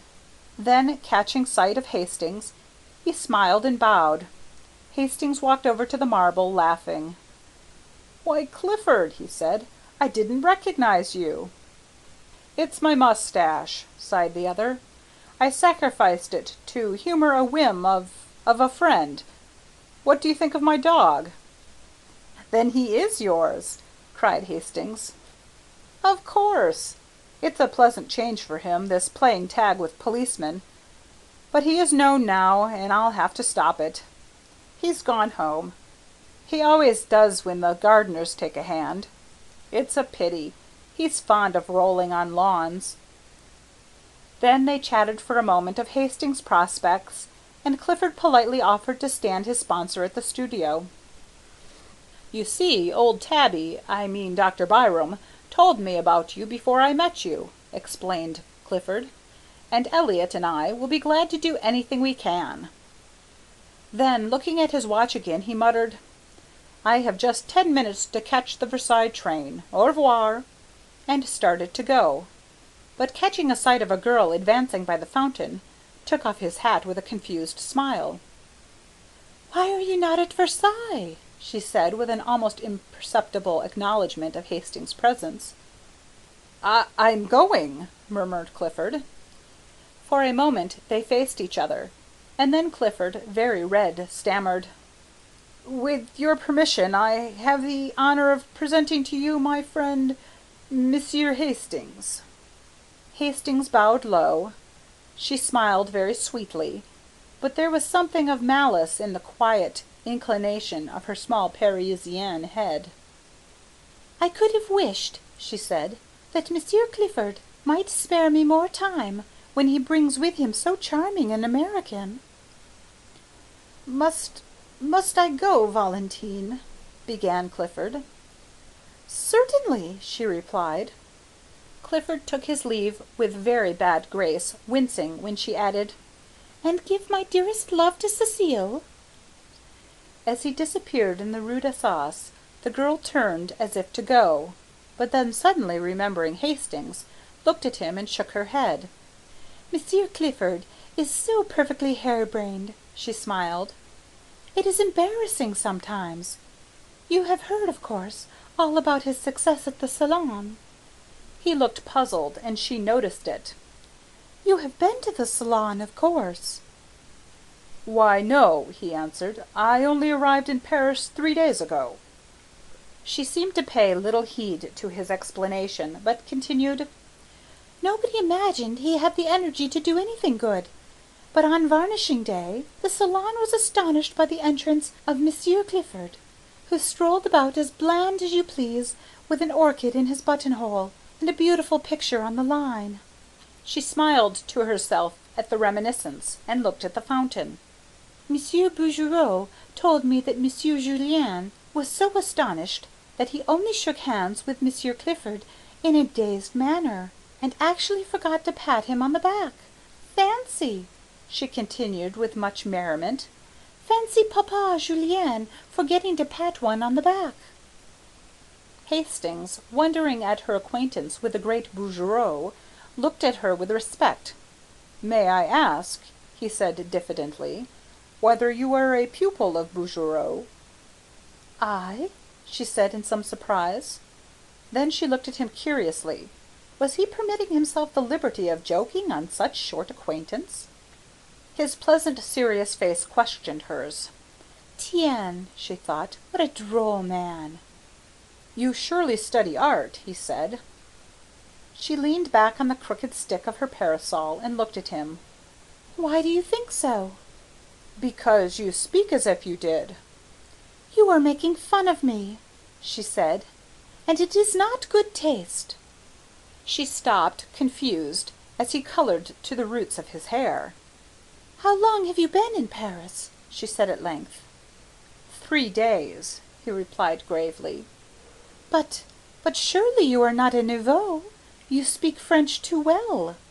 Then after a pause, "Really, are you a nouveau?" "I am," he said. She sat down on the marble bench lately occupied by Clifford, and tilting her parasol over her small head, looked at him. "I don't believe it." He felt the compliment, and for a moment hesitated to declare himself one of the despised. Then, mustering up his courage, he told her how new and green he was, and all with a frankness which made her blue eyes open very wide, and her lips part in the sweetest of smiles. "You have never seen a studio?" "Never." "Nor a model?" "No." "How funny," she said solemnly. Then they both laughed. "And you," he said, "have seen studios?" "Hundreds." "And models?" "Millions." "And you know Bouguereau?" "Yes, and Henner, and Constant, and Lorrain, and Puvis de Chavannes, and Dagnan, and Courtois, and all the rest of them." "And yet you say you are not an artist." "Pardon," she said gravely, "did I say I was not?" "Won't you tell me?" He hesitated. At first she looked at him, shaking her head and smiling. Then of a sudden her eyes fell, and she began tracing figures with her parasol in the gravel at her feet. Hastings had taken a place on the seat, and now, with his elbows on his knees, sat watching the spray drifting above the fountain jet. A small boy, dressed as a sailor, stood poking his yacht and crying, "I won't go home! I won't go home!" His nurse raised her hands to heaven. "Just like a little American boy," thought Hastings, and a pang of homesickness shot through him. Presently the nurse captured the boat, and the small boy stood at bay. "Monsieur René, when you decide to come here, you may have your boat." The boy backed away scowling. "Give me my boat, I say," he cried, "and don't call me René, for my name's Randall, and you know it." "Hello," said Hastings. "Randall? That's English." "I am American," announced the boy in perfectly good English, turning to look at Hastings. "and she's such a fool, she calls me René because Mama calls me Ranny." Here he dodged the exasperated nurse, and took up his station behind Hastings, who laughed, and, catching him around the waist, lifted him into his lap. "One of my countrymen," he said to the girl beside him. He smiled while he spoke, but there was a queer feeling in his throat. "Don't you see the stars and stripes on my yacht?" demanded Randall. Sure enough, the American colors hung limply under the nurse's arm. "Oh," cried the girl, "he is charming," and impulsively stooped to kiss him, but the infant Randall wriggled out of Hastings' arms, and his nurse pounced upon him with an angry glance at the girl. She reddened, and then bit her lips as the nurse, with eyes still fixed on her, dragged the child away, and ostentatiously wiped his lips with her handkerchief. Then she stole a look at Hastings, and bit her lip again. "What an ill-tempered woman!" he said. "In America, most nurses are flattered when people kiss their children." For an instant she tipped the parasol to hide her face, then closed it with a snap and looked at him defiantly. Do you think it strange that she objected? "Why not?" he said in surprise. Again she looked at him with quick, searching eyes. His eyes were clear and bright, and he smiled back, repeating, "Why not?" You are droll," she murmured, bending her head. "Why?" But she made no answer, and sat silent, tracing curves and circles in the dust with her parasol. After a while he said, "I am glad to see that young people have so much liberty here. I understood that the French were not at all like us. You know, in America, or at least where I live in Millbrook, girls have every liberty, go out alone and receive their friends alone, and I was afraid I should miss it here. But I see how it is now, and I am glad I was mistaken." She raised her eyes to his, and kept them there. He continued pleasantly, "Since I have sat here, I have seen a lot of pretty girls walking alone on the terrace there. And then you are alone, too. Tell me, for I do not know French customs, do you have the liberty of going to the theatre without a chaperone?" For a long time she studied his face, and then with a trembling smile said, Why do you ask me? "Because you must know, of course," he said gaily. Yes," she replied indifferently, "I know." He waited for an answer, but getting none, decided that perhaps she had misunderstood him. "I hope you don't think I mean to presume on our short acquaintance," he began. "In fact, it is very odd, but I don't know your name. When Mr. Clifford presented me, he only mentioned mine. Is that the custom in France?" It is the custom in the Latin Quarter," she said with a queer light in her eyes. Then suddenly she began talking almost feverishly. "You must know, Monsieur Hastings, that we are all un peu sans-gêne here in the Latin Quarter. We are very bohemian, and etiquette and ceremony are out of place. It was for that Monsieur Clifford presented you to me with small ceremony, and left us together with less. Only for that, and I am his friend, and I have many friends in the Latin Quarter, and we all know each other very well, and I am not studying art, but "But what?" he said, bewildered. I shall not tell you. It is a secret," she said with an uncertain smile. On both cheeks a pink spot was burning, and her eyes were very bright. Then in a moment her face fell. "Do you know Monsieur Clifford very intimately?" "Not very." After a while she turned to him, grave and a little pale. "My name is Valentine Tissot. Might I ask a service of you on such very short acquaintance?"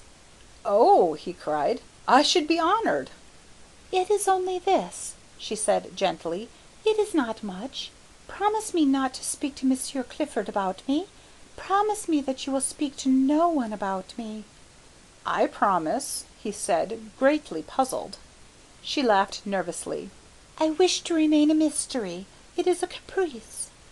"But," he began, I had hoped that you might give Monsieur Clifford permission to bring me, to present me at your house." My house?" she repeated. "I mean where you live, in fact, to present me to your family." The change in the girl's face shocked him. "I beg your pardon," he cried. "I have hurt you." And as quick as a flash she understood him because she was a woman. "My parents are dead," she said. Presently he began again, very gently. "Would it displease you if I beg you to receive me? It is the custom?" "I cannot," she answered. Then glancing up at him, "I am sorry. I should like to, but believe me, I cannot." He bowed seriously and looked vaguely uneasy. "It isn't because I don't wish to. I like you. You are very kind to me." "Kind?" he cried, surprised and puzzled. "I like you," she said slowly, and we will see each other sometimes, if you will." "At friends' houses." "No, not at friends' houses." "Where?" "Here," she said with defiant eyes. "Why," he cried, "in Paris you are much more liberal in your views than we are." She looked at him curiously. "Yes, we are very bohemian." "I think it is charming," he declared. "You see, we shall be in the best of society," she ventured timidly, with a pretty gesture toward the statues of the dead queens, ranged in stately ranks above the terrace. He looked at her delighted, and she brightened at the success of her innocent little pleasantry. "Indeed," she smiled, "I shall be well chaperoned, because you see we are under the protection of the gods themselves. Look, there are Apollo and Juno and Venus on their pedestals," counting them on her small gloved fingers, "and Ceres, Hercules, but I can't make out—" Hastings turned to look up at the winged god under whose shadow they were seated. "Why, it's Love," he said. Part IV. "There is a nouveau here," drawled Laffatte, leaning around his easel and addressing his friend Bowles. "There is a nouveau here, who is so tender and green and appetizing that heaven help him if he should fall into a salad bowl." "Hayseed?" inquired Bowles, plastering in a background with a broken palette knife and squinting at the effect with approval. "Yes, Squeedunk or Oshkosh, and how he ever grew up among the daisies and escaped the cows, heaven alone knows." Bowles rubbed his thumb against the outlines of his study to "throw in a little atmosphere," as he said, glared at the model, pulled at his pipe, and finding it out, struck a match on his neighbour's back to relight it. "His name," continued Laffatte, hurling a bit of bread at the hat rack, "his name is Hastings. He is a berry. He knows no more about the world," and here Mr. Laffatte's face spoke volumes for his own knowledge of that planet, "than a maiden cat on its first moonlight stroll." Bowles, now having succeeded in lighting his pipe, repeated the thumb touch on the other edge of the study, and said, "Ah!" "Yes," continued his friend, "and would you imagine it? He seems to think that everything here goes on as it does in his damned little backwoods ranch at home. Talks about the pretty girls who walk alone in the street, says how sensible it is, and how French parents are misrepresented in America. Says that for his part he finds French girls, and he confessed to only knowing one, as jolly as American girls. I tried to set him right, tried to give him a pointer as to what sort of ladies walk about alone or with students, and he was either too stupid or too innocent to catch on. Then I gave it to him straight, and he said I was a vile-minded fool and marched off." "Did you assist him with your shoe?" inquired Bowles, languidly interested. "Well, no." "He called you a vile-minded fool." "He was correct," said Clifford from the easel in front. What do you mean?" demanded Laffatte, turning red. "That," replied Clifford. "Who spoke to you? Is this your business?" sneered Bowles, but nearly lost his balance as Clifford swung about and eyed him. "Yes," he said slowly, "it's my business." No one spoke for some time.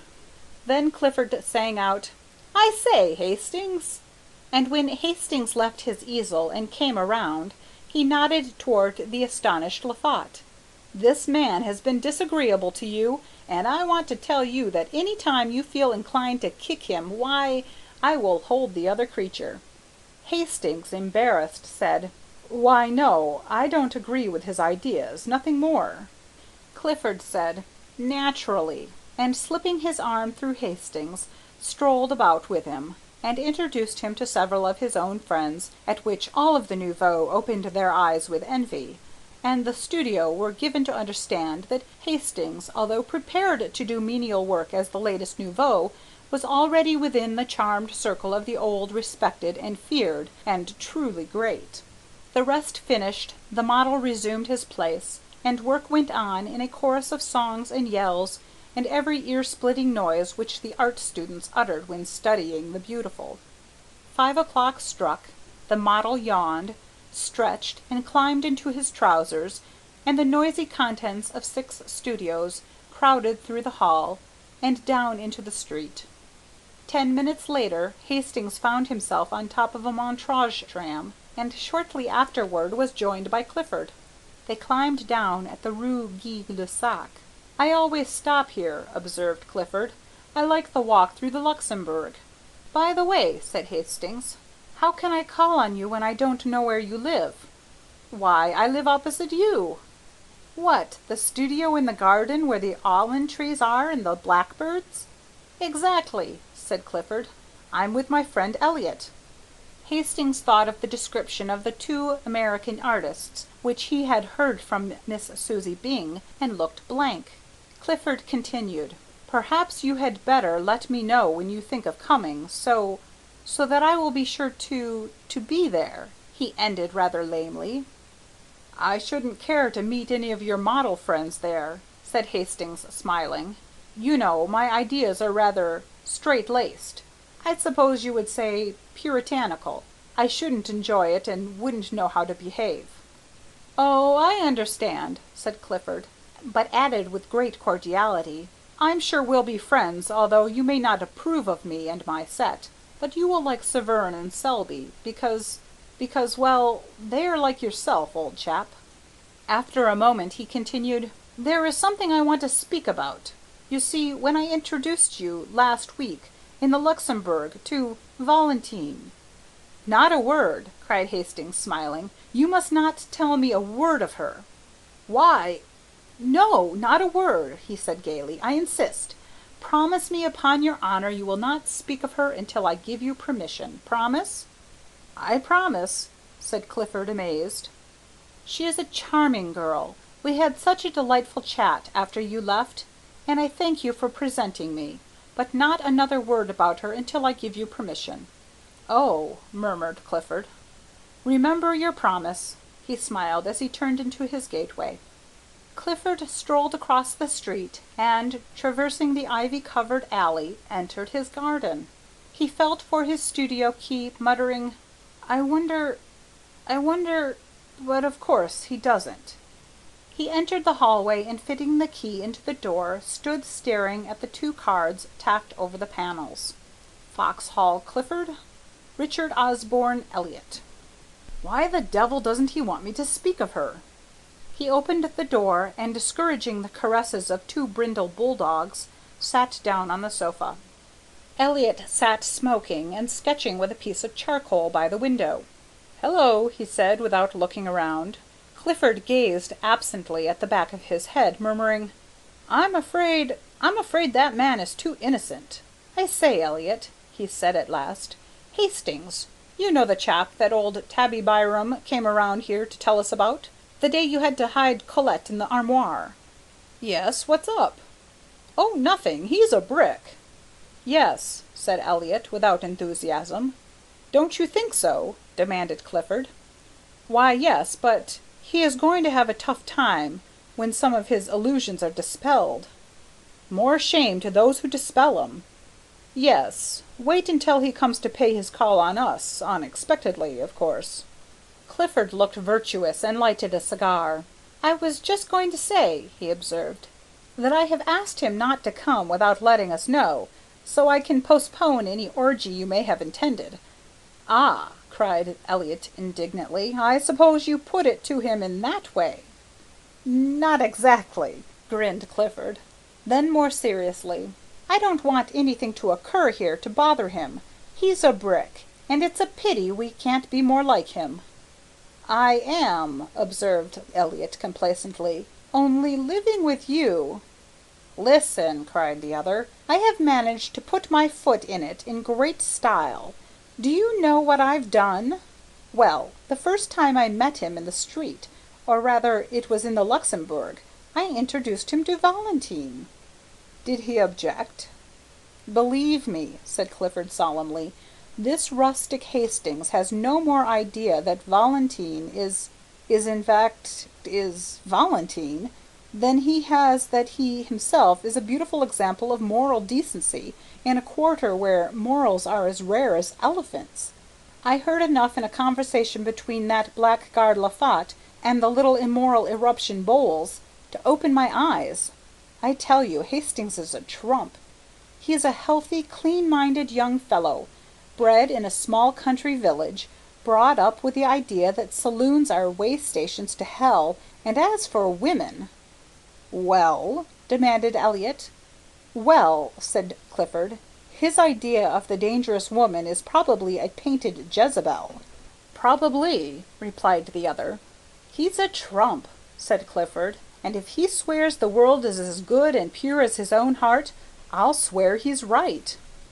Elliot rubbed his charcoal on his file to get a point and turned to his sketch, saying, "He will never hear any pessimism from Richard Osborne E." "He's a lesson to me," said Clifford. Then he unfolded a small perfumed note, written on rose-colored paper, which had been lying on the table before him. He read it, smiled, whistled a bar or two from Miss Heliot, and sat down to answer it on his best cream-laid note-paper. When it was written and sealed, he picked up his stick and marched up and down the studio 2 or 3 times whistling. "Going out?" inquired the other without turning. "Yes," he said, but lingered a moment over Elliot's shoulder, watching him pick out the lights in his sketch with a bit of bread. "Tomorrow is Sunday," he observed after a moment's silence. "Well?" inquired Elliot. "Have you seen Colette?" "No, I will tonight. She and Rowden and Jacqueline are coming to Boulant's. I suppose you and Cécile will be there?" "Well, no," replied Clifford.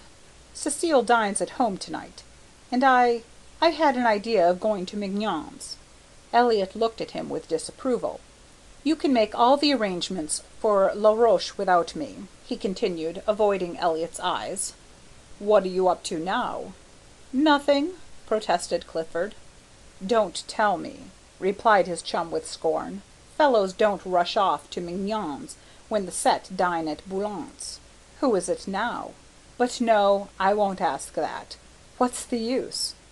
Then he lifted up his voice in complaint and beat upon the table with his pipe. "What's the use of ever trying to keep track of you? What will Cécile say? Oh yes, what will she say? It's a pity you can't be constant 2 months. Yes, by Jove! And the Quarter is indulgent, but you abuse its good nature, and mine too." Presently he arose, and jamming his hat on his head, marched to the door. "Heaven alone knows why any one puts up with your antics, but they all do, and so do I. If I were Cécile, or any of the other pretty fools after whom you have toddled, and will in all human probabilities continue to toddle, I say, if I were Cécile, I'd spank you. Now I'm going to Boulant's, and as usual I shall make excuses for you and arrange the affair. And I don't care a continental where you are going. But by the skull of the studio skeleton, if you don't turn up tomorrow with your sketching kit under one arm and Cécile under the other, if you don't turn up in good shape, I'm done with you, and the rest can think what they please. Good night." Clifford said good night with as pleasant a smile as he could muster, and then sat down with his eyes on the door.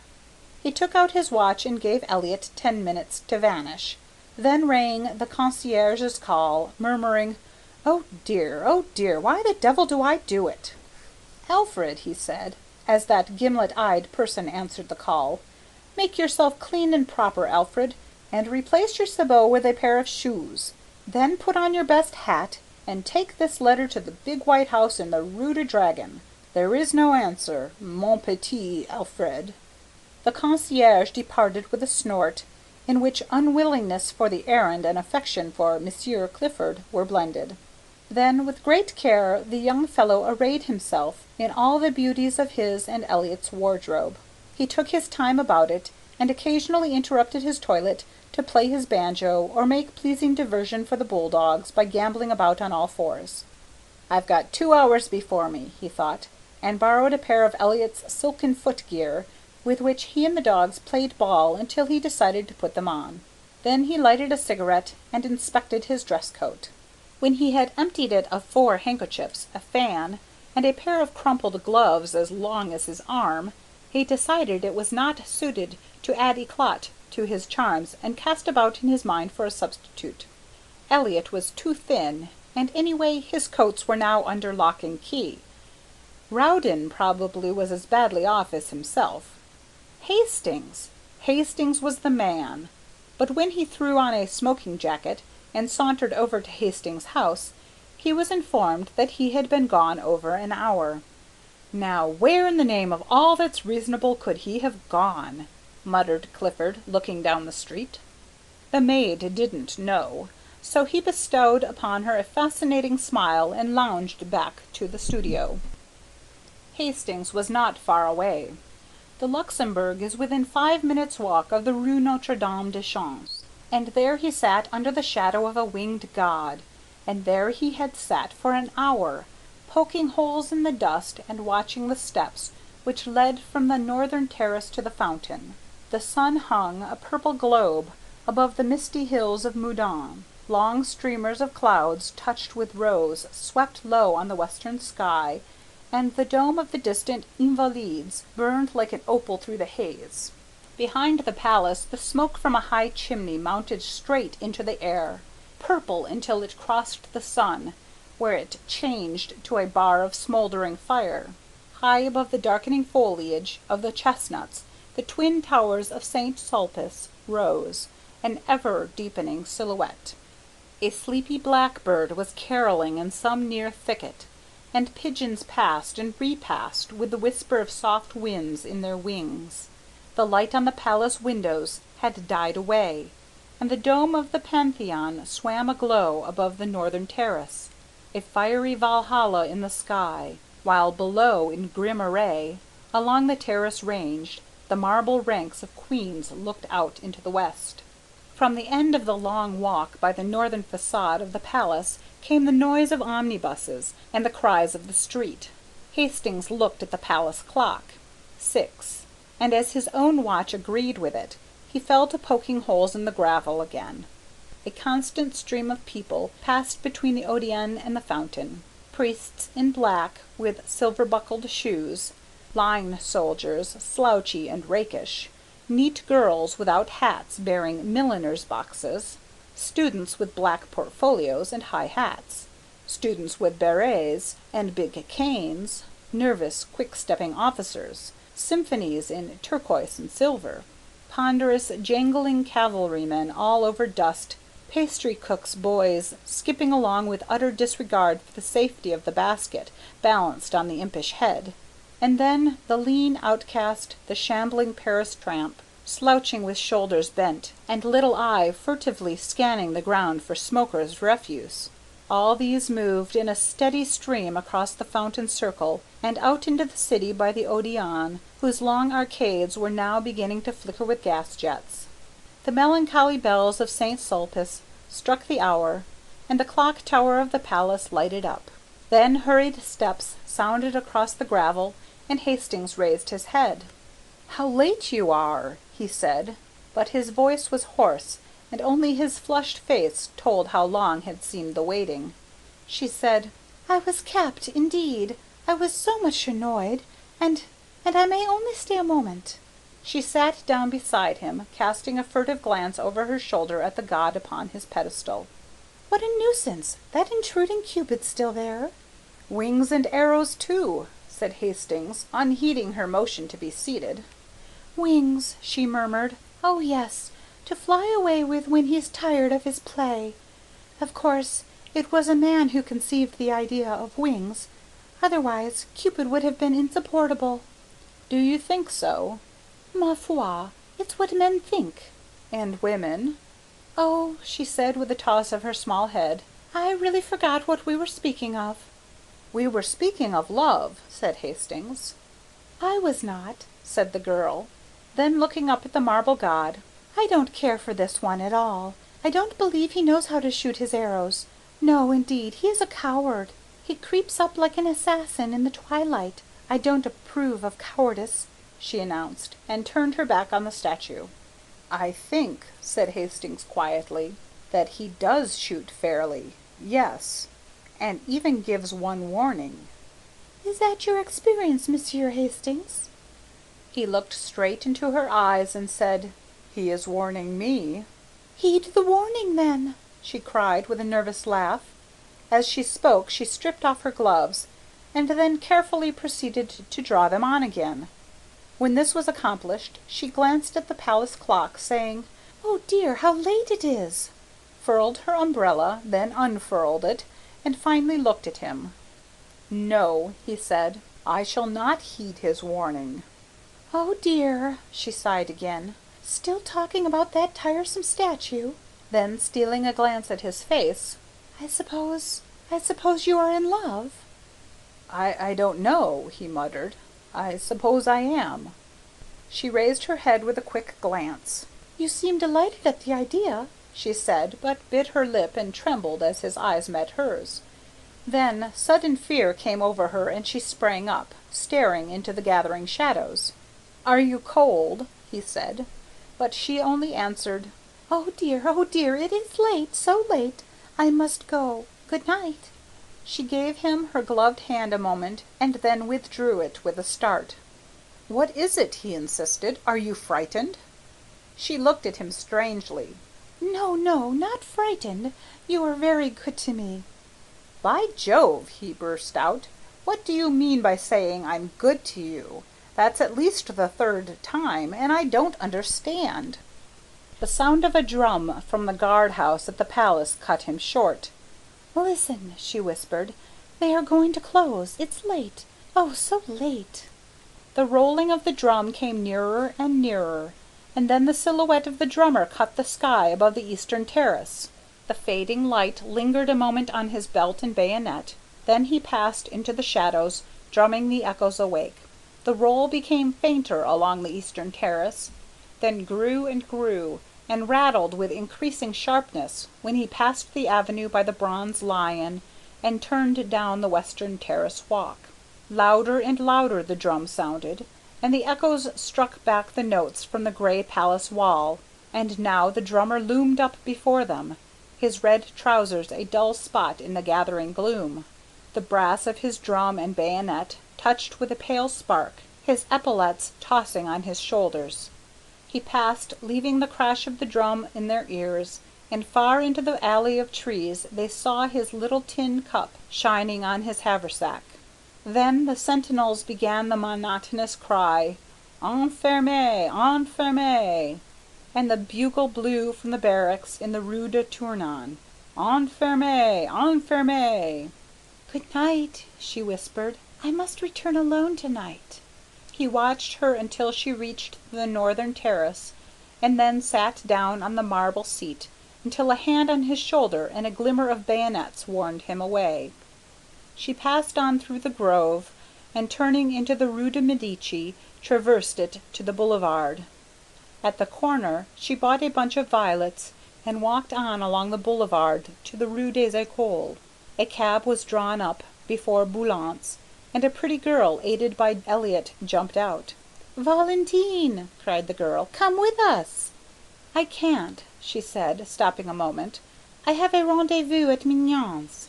Not Victor, cried the girl, laughing, but she passed with a little shiver, nodding good night. Then, turning into the Boulevard Saint-Germain, she walked a little faster to escape a gay party sitting before the Café Cluny, who called to her to join them. At the door of the Restaurant Mignon stood a coal-black negro in buttons. He took off his peaked cap as she mounted the carpeted stairs. "Send Eugene to me," she said at the office, and passing through the hallway to the right of the dining room stopped before a row of panelled doors. A waiter passed, and she repeated her demand for Eugene, who presently appeared, noiselessly skipping, and bowed, murmuring, "Madame." "Who is here?" "No one in the cabinets, madame. In the half, Madame Madelon and Monsieur Guy, Monsieur de Clermont, Monsieur Clisson, Madame Marie, and their set." Then he looked around and bowing again murmured, "Monsieur awaits madame since half an hour," and he knocked at one of the panelled doors bearing the number 6. Clifford opened the door and the girl entered. The garçon bowed her in, and whispering, "Will monsieur have the goodness to ring?" vanished. He helped her off with her jacket, and took her hat and umbrella.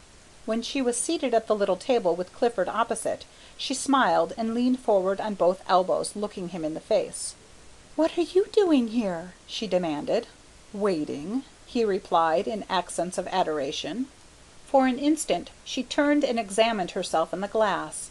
The wide blue eyes, the curling hair, the straight nose and short curled lip flashed in the mirror an instant only, and then its depths reflected her pretty neck and back.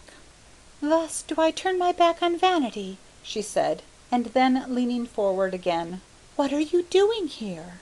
"Waiting for you," repeated Clifford, slightly troubled. "And Cecile?" "Now don't, Valentine." "Do you know," she said calmly, "I dislike your conduct." He was a little disconcerted, and rang for Eugene to cover his confusion. The soup was bisque, and the wine Pommery, and the courses followed each other with the usual regularity until Eugene brought coffee, and there was nothing left on the table but a small silver lamp. "Valentine," said Clifford, after having obtained permission to smoke, "is it the Vaudeville or the Eldorado, or both, or the Nouveau Cirque, or—" "It is here," said Valentine. "Well," he said, greatly flattered, "I'm afraid I couldn't amuse you." "Oh yes, you are funnier than the Eldorado." "Now see here, don't guy me, Valentine. You always do, and you know what they say, a good laugh kills." "What?" Love and all that." She laughed until her eyes were moist with tears. "Tiens," she cried, "he is dead then." Clifford eyed her with growing alarm. "Do you know why I came?" she said.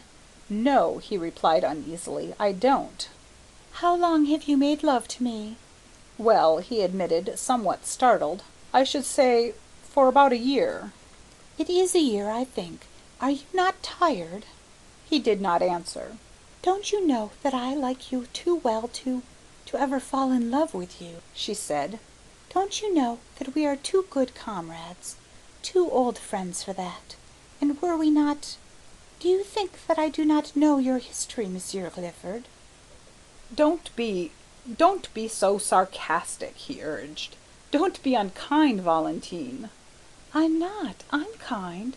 I'm very kind. To you and to Cecile." "Cecile is tired of me." "I hope she is," said the girl, "for she deserves a better fate. Tiens, do you know your reputation in the quarter? Of the inconstant, the most inconstant, utterly incorrigible, and no more serious than a gnat on a summer night. Poor Cecile!"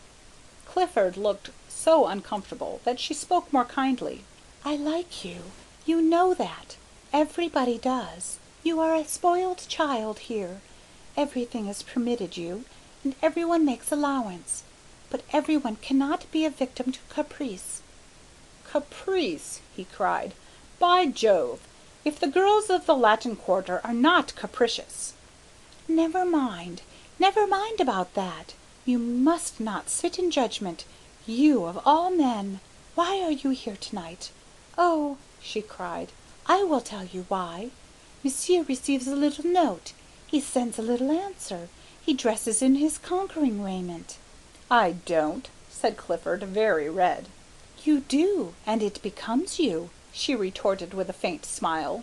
Then again, very quietly, "I am in your power, but I know I am in the power of a friend. I have come to acknowledge it to you here, and it is because of that I am here to beg of you a favor." Clifford opened his eyes, but said nothing. "I am in great distress of mind. It is Monsieur Hastings." "Well?" said Clifford in some astonishment. "I want to ask you," she continued in a low voice, "I want to ask you to, in case you should speak of me before him, not to say—" "I shall not speak of you to him," he said quietly. Can you prevent others?" "I might if I was present. May I ask why?" "That is not fair," she murmured. "You know how he considers me, as he considers every woman. You know how different he is from you and the rest. I have never seen a man, such a man as Monsieur Hastings." He let his cigarette go out unnoticed. I am almost afraid of him, afraid he should know what we all are in the quarter. Oh, I do not wish him to know. I do not wish him to turn from me, to cease from speaking to me as he does. You and the rest cannot know what it has been to me. I could not believe him. I could not believe he was so good and noble. I do not wish him to know so soon. He will find out sooner or later. He will find out for himself, and then he will turn away from me. Why?" she cried passionately. "Why should he turn from me and not from you?" Clifford, much embarrassed, eyed his cigarette. The girl rose, very white. "He is your friend. You have a right to warn him." "He is my friend," he said at length. They looked at each other in silence. Then she cried, "By all that I hold to me most sacred, you need not warn him." "I shall trust your word," he said pleasantly. The month passed quickly for Hastings, and left few definite impressions after it. It did leave some, however. One was a painful impression of meeting Mr. Bladen on the Boulevard des Capucines, in company with a very pronounced young person whose laugh dismayed him. And when at last he escaped from the cafe where Mr. Bladen had hauled him to join them in a bock, he felt as if the whole boulevard was looking at him and judging him by his company. Later, an instinctive conviction regarding the young person with Mr. Bladen sent the hot blood into his cheek, and he returned to the pension in such a miserable state of mind that Miss Byng was alarmed and advised him to conquer his homesickness at once. Another impression was equally vivid. One Saturday morning, feeling lonely, his wanderings about the city brought him to the Gare Saint-Lazare. It was early for breakfast, but he entered the Hotel Terminus and took a table near the window. As he wheeled about to give his order, a man passing rapidly along the aisle collided with his head, and looking up to receive the expected apology, he was met instead by a slap on the shoulder and a hearty, "What the deuce are you doing here, old chap?" It was Rowden, who seized him and told him to come along. So, mildly protesting, he was ushered into a private dining room, where Clifford, rather red, jumped up from the table and welcomed him with a startled air which was softened by the unaffected glee of Rowden and the extreme courtesy of Elliot. The latter presented him to three bewitching girls, who welcomed him so charmingly, and seconded Rowden in his demand that Hastings should make one of the party, that he consented at once. While Elliot briefly outlined the projected excursion to La Roche, Hastings delightedly ate his omelette, and returned the smiles of encouragement from Cecile, Colette, and Jacqueline. Meantime, Clifford, in a bland whisper, was telling Rowden what an ass he was. Poor Rowden looked miserable, until Elliot, divining how affairs were turning, frowned on Clifford and found a moment to let Rowden know that they were all going to make the best of it. "You shut up," he observed to Clifford. "It's fate, and that settles it." "It's Rowden, and that settles it," murmured Clifford, concealing a grin, for after all he was not Hastings's wet nurse. So it came about that the train which left the Gare Saint-Lazare at 9:15 a.m. stopped a moment in its career towards Havre, and deposited at the red-roofed station of La Roche a merry party, armed with sunshades, trout rods, and one cane, carried by the non-combatant Hastings. Then, when they had established their camp in a grove of sycamores which bordered the little river Epte, Clifford, the acknowledged master of all that pertained to sportsmanship, took command. "You, Rowden," he said, "divide your flies with Elliot and keep an eye on him, or else he'll be trying to put on a float and sinker. Prevent him by force for grubbing about for worms." Elliot protested, but was forced to smile in the general laugh. "You make me ill," he asserted. "Do you think this is my first trout?" "I shall be delighted to see your first trout," said Clifford, and dodging a fly hook, hurled with intent to hit, proceeded to sort and equip 3 slender rods destined to bring joy and fish to Cecile, Colette, and Jacqueline. With perfect gravity he ornamented each line with 4 split shot, a small hook, and a brilliant quill float. "I shall never touch the worms," announced Cecile with a shudder. Jacqueline and Colette hastened to sustain her, and Hastings pleasantly offered to act in the capacity of general baiter and taker-off of fish. But Cecile, doubtless fascinated by the gaudy flies in Clifford's book, decided to accept lessons from him in the true art, and presently disappeared up the Ept with Clifford in tow. Elliot looked doubtfully at Colette. "I prefer gudgeons," said the damsel with decision, "and you and Monsieur Rowden may go away when you please. May they not, Jacqueline?" "Certainly," responded Jacqueline. Elliot, undecided, examined his rod and reel. "You've got your reel on wrong side up," observed Rowden. Elliot wavered and stole a glance at Colette. I have almost decided not to flip the flies about just now," he began. "There's the pole that Cecile left." "Don't call it a pole," corrected Rowden. "Rod, then," continued Elliot, and started off in the wake of the 2 girls, but was promptly collared by Rowden. "No, you don't.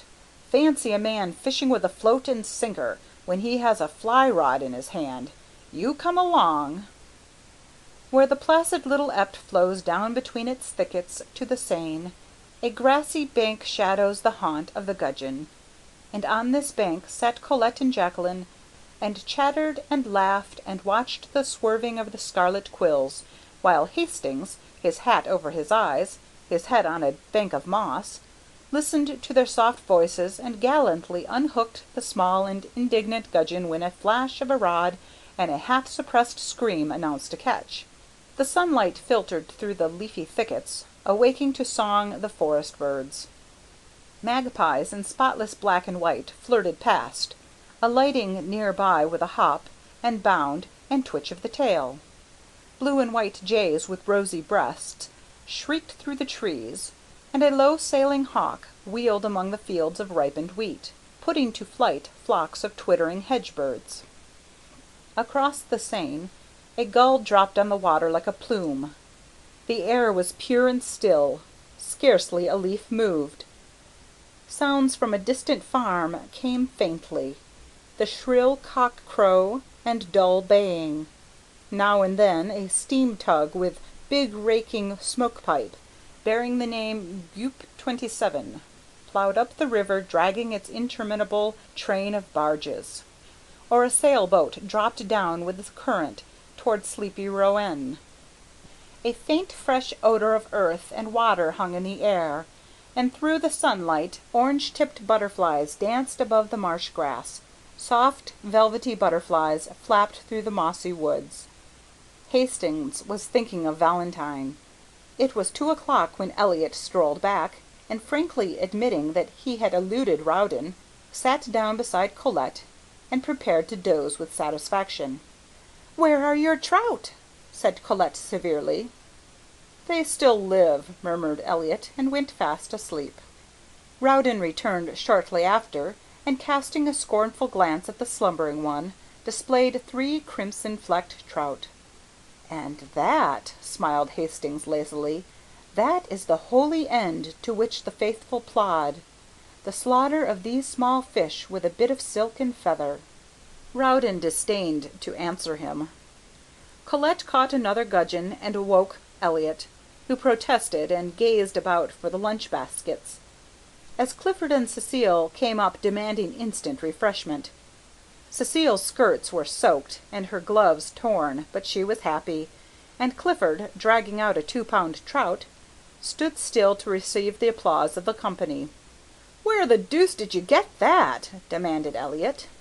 Cecile, wet and enthusiastic, recounted the battle, and then Clifford eulogized her powers with the fly, and in proof produced from his creel a defunct chub which he observed just missed being a trout. They were all very happy at luncheon, and Hastings was voted charming. He enjoyed it immensely. Only it seemed to him at moments that flirtation went further in France than in Millbrook, Connecticut, and he thought that Cecile might be a little less enthusiastic about Clifford, that perhaps it would be quite as well if Jacqueline sat further away from Rowden, and that possibly Colette could have, for a moment at least, taken her eyes from Elliot's face. Still, he enjoyed it, except when his thoughts drifted to Valentine, and then he felt that he was very far away from her. La Roche is at least an hour and a half from Paris.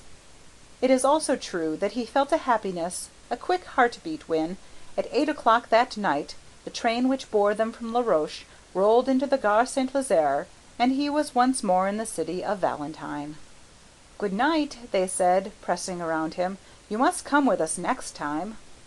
He promised, and watched them 2 by 2 drifting into the darkening city, and stood so long that, when again he raised his eyes, the vast boulevard was twinkling with gas jets, through which the electric lights stared like moons.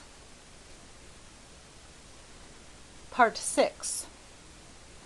It was with another quick heartbeat that he awoke next morning, for his first thought was of Valentine. The sun already gilded the towers of Notre Dame. The clatter of workmen's sabots awoke sharp echoes in the street below, and across the way a blackbird in a pink almond tree was going into an ecstasy of trills. He determined to awake Clifford for a brisk walk in the country, hoping later to beguile that gentleman into the American church for his soul's sake. He found Alfred, the gimlet-eyed, washing the asphalt walk which led to the studio. "Monsieur Elliot?" he replied to the perfunctory inquiry. "Je ne sais pas." "And Monsieur Clifford?"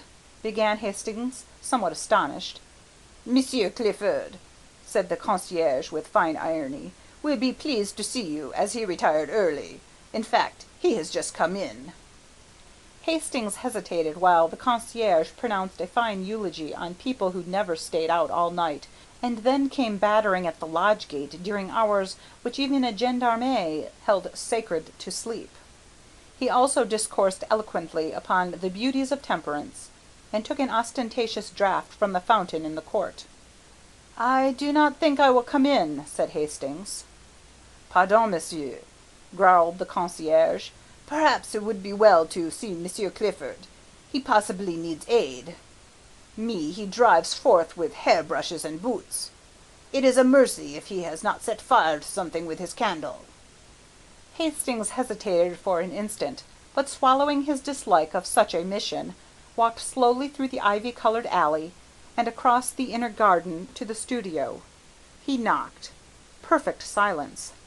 Then he knocked again, and this time something struck the door from within with a crash. "That," said the concierge, "was a boot." He fitted his duplicate key into the lock and ushered Hastings in. Clifford, in disordered evening dress, sat on the rug in the middle of the room. He held in his hand a shoe, and did not appear astonished to see Hastings. "Good morning. Do you use Pear's soap?" he inquired with a vague wave of his hand and a vaguer smile. Hastings' heart sank. "For heaven's sake," he said, "Clifford, go to bed." "Not while that Alfred pokes his shaggy head in here and I have a shoe left." Hastings blew out the candle, picked up Clifford's hat and cane, and said, with an emotion he could not conceal, "This is terrible, Clifford. I never knew you did this sort of thing." "Well, I do," said Clifford. "Where is Elliot?" "Old chap," returned Clifford, becoming maudlin. "Providence which feeds sparrows and that sort of thing watcheth over the intemperate wanderer." "Where is Elliot?" But Clifford only wagged his head and waved his arm about. "He's out there somewhere about." Then suddenly feeling a desire to see his missing chum, lifted up his voice and howled for him. Hastings, thoroughly shocked, sat down on the lounge without a word. Presently, after shedding several scalding tears, Clifford brightened up, and rose with great precaution. "Old chap," he observed, "do you want to see miracle? Well, here goes.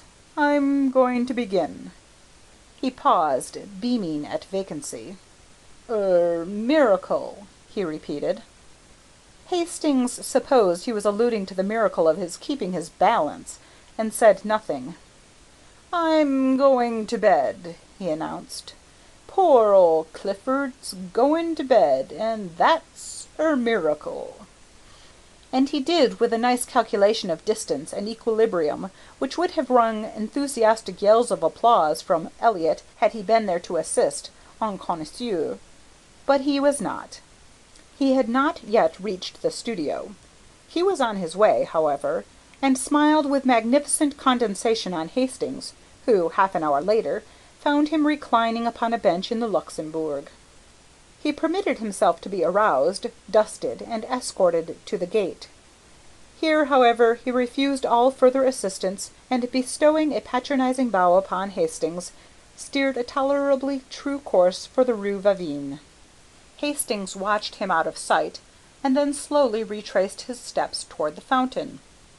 At first he felt gloomy and depressed, but gradually the clear air of the morning lifted the pressure from his heart, and he sat down on the marble seat under the shadow of the winged god. The air was fresh and sweet with perfume from the orange flowers. Everywhere pigeons were bathing, dashing the water over their iris-hued breasts, flashing in and out of the spray, or nestling almost to the neck along the polished basin. The sparrows, too, were abroad in force, soaking their dust-colored feathers in the limpid pool, and chirping with might and main, which surrounded the duck-pond opposite the fountain of Marie de Medici. The waterfowl cropped the herbage, or waddled in rows down the bank to embark on some solemn, aimless cruise. Butterflies, somewhat lame from a chilly night's repose under the lilac leaves, crawled over and over the white phlox, or took a rheumatic flight towards some sun-warmed shrub. The bees were already busy among the heliotrope, and one or two gray flies with brick-colored eyes sat in a spot of sunlight beside the marble seat, or chased each other about, only to return again to the spot of sunshine and rub their forelegs exulting. The sentries passed briskly before the painted boxes, pausing at times to look toward the guard-house for their relief. They came at last with a shuffle of feet and click of bayonets. The word was passed, the relief fell out, and away they went, crunch, crunch, across the gravel. A mellow chime floated from the clock tower of the palace. The deep bell of St. Sulpice echoed the stroke. Hastings sat dreaming in the shadow of the god, and while he mused, somebody came and sat down beside him. At first he did not raise his head. It was only when she spoke that he sprung up. "You, at this hour?" "I was restless. I could not sleep." Then, in a low, happy voice, "And you, at this hour?" I slept, but the sun awoke me." "I could not sleep," she said, and her eyes seemed, for a moment, touched with an indefinable shadow. Then, smiling, "I am so glad. I seemed to know you were coming. Don't laugh. I believe in dreams." "Did you really dream of my being here?" "I think I was awake when I dreamed it," she admitted. Then for a time they were mute, acknowledging by silence the happiness of being together. And after all their silence was eloquent for faint smiles and glances born of their thoughts, crossed and recrossed, until lips moved and words were formed, which seemed almost superfluous. What they said was not very profound. Perhaps the most valuable jewel that fell from Hastings's lips bore direct reference to breakfast. "I have not yet had my chocolate," she confessed. "But what a material man you are!" "Valentine," he said impulsively, I do wish that you would, just for this once, give me the whole day, just for this once." "Oh dear," she smiled. "Not only material, but selfish." "Not selfish, hungry," he said, looking at her. "A cannibal too, oh dear." Will you, Valentine?" "But my chocolate?" "Take it with me." "But déjeuner?" "Together at St. Cloud." "But I can't." "Together all day long. Will you, Valentine?" She was silent. "Only for this once." Again that indefinable shadow fell across her eyes, and when it was gone she sighed. "Yes, together, only for this once." "All day?" he said, doubting his happiness. "All day," she smiled. "And oh, I am so hungry." He laughed, enchanted. "What a material young lady it is!" On the Boulevard St. Michel there is a creamery painted white and blue outside, and neat and clean as a whistle inside. The auburn haired young woman who speaks French like a native, and rejoices in the name of Murphy, smiled at them as they entered, and tossing a fresh napkin over the zinc tete-a-tete table, whisked before them 2 cups of chocolate and a basketful of crisp, fresh croissants. The primrose-colored pats of butter, each shaped with a shamrock in relief, seemed saturated with the fragrance of Normandy pastures. "How delicious!" they said in the same breath, and then laughed at the coincidence. "With but a single thought," he began. "How absurd!" she cried with cheeks all rosy. "I'm thinking I'd like a croissant." "So am I," he replied triumphant. "That proves it." Then they had a quarrel, she accusing him of behaviour unworthy of a child in arms, and he denying it, and bringing counter-charges until Mademoiselle Murphy laughed in sympathy, and the last croissant was eaten under a flag of truce. Then they rose, and she took his arm with a bright nod to Mademoiselle Murphy, who cried them a merry "Bonjour, madame, bonjour, monsieur," and watched them hail a passing cab and drive away. "Dieu, qu'il est beau!" she sighed, adding after a moment, "Do they be married? I dunno. Ma foi, ils ont bien l'air." The cab swung around the Rue de Medici, turned into the Rue de Vaugirard, followed it to where it crosses the Rue de Rennes, and taking that noisy thoroughfare, drew up before the Gare Montparnasse. They were just in time for a train, and scampered up the stairway and out to the cars as the last note from the starting gong rang through the arched station. The guard slammed the door of their compartment, a whistle sounded, answered by a screech from the locomotive, and the long train glided from the station, faster, faster, and sped out into the morning sunshine. The summer wind blew in their faces from the open window, and sent the soft hair dancing on the girl's forehead. "We have the compartment to ourselves," said Hastings. She leaned against the cushioned window seat, her eyes bright and wide open, her lips parted. The wind lifted her hat and fluttered the ribbons under her chin. With a quick movement she untied them, and drawing a long hatpin from her hat, laid it down on the seat beside her. The train was flying. The colour surged in her cheeks, and with each quick-drawn breath her breath rose and fell under the cluster of lilies at her throat. Trees, horses, ponds danced past, cut by a mist of telegraph poles. "Faster, faster!" she cried. His eyes never left her, but hers, wide open and blue as the summer sky, seemed fixed on something far ahead, something which came no nearer, but fled before them as they fled. Was it the horizon, cut now by the grim fortress on the hill, now by the cross of Country Chapel? Was it the summer moon, ghost-like, slipping through the vaguer blue above? "Faster, faster!" she cried. Her parted lips burned scarlet. The car shook and shivered, and the fields streamed by like an emerald torrent. He caught the excitement, and his face glowed. "Oh!" she cried, and with an unconscious movement caught his hand, drawing him to the window beside her. "Look! Lean out with me!" He only saw her lips move, her voice was drowned in the roar of a trestle, but his hand closed in hers, and he clung to the sill. The wind whistled in their ears. "Not so far out, Valentine! Take care!" he gasped. Below, through the ties of the trestle, a broad river flashed into view and out again, as the train thundered along a tunnel. and away once more through the freshest of green fields. The wind roared about them. The girl was leaning far out from the window, and he caught her by the waist, crying, "Not too far!" But she only murmured, "Faster, faster, away out of the city, out of the land, faster, faster, away out of the world." "What are you saying all to yourself?" he said, but his voice was broken, and the wind whirled all back into his throat. She heard him, and turning from the window looked down at his arm about her. Then she raised her eyes to his. The car shook and the windows rattled. They were dashing through a forest now, and the sun swept the dewy branches with running flashes of fire. He looked into her troubled eyes. He drew her to him and kissed the half-parted lips, and she cried out a bitter, hopeless cry. "Not that! Not that!"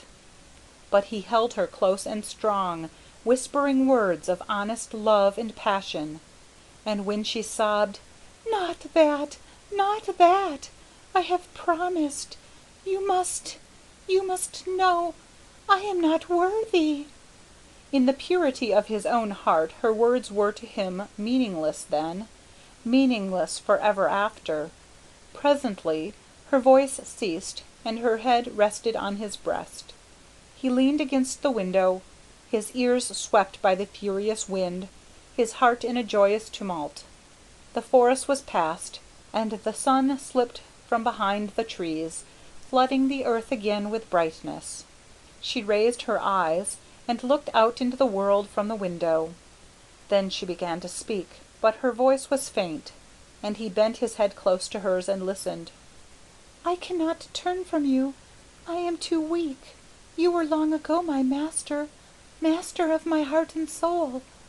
I have broken my word to one who trusted me, but I have told you all. What matters the rest?" He smiled at her innocence, and she worshipped his. She spoke again. "Take me or cast me away. What matters it? Now with a word you can kill me, and it might be easier to die than to look upon happiness as great as mine." He took her in his arms. "Hush! What are you saying? Look out at the sunlight, the meadows and the streams. We shall be very happy in so bright a world." She turned to the sunlight. From the window, the world below seemed very fair to her. Trembling with happiness, she sighed, "Is this the world? Then I have never known it." "Nor have I. God forgive me," he murmured. Perhaps it was our gentle Lady of the Fields who forgave them both. For let philosopher and doctor preach of what they will, and what they will not.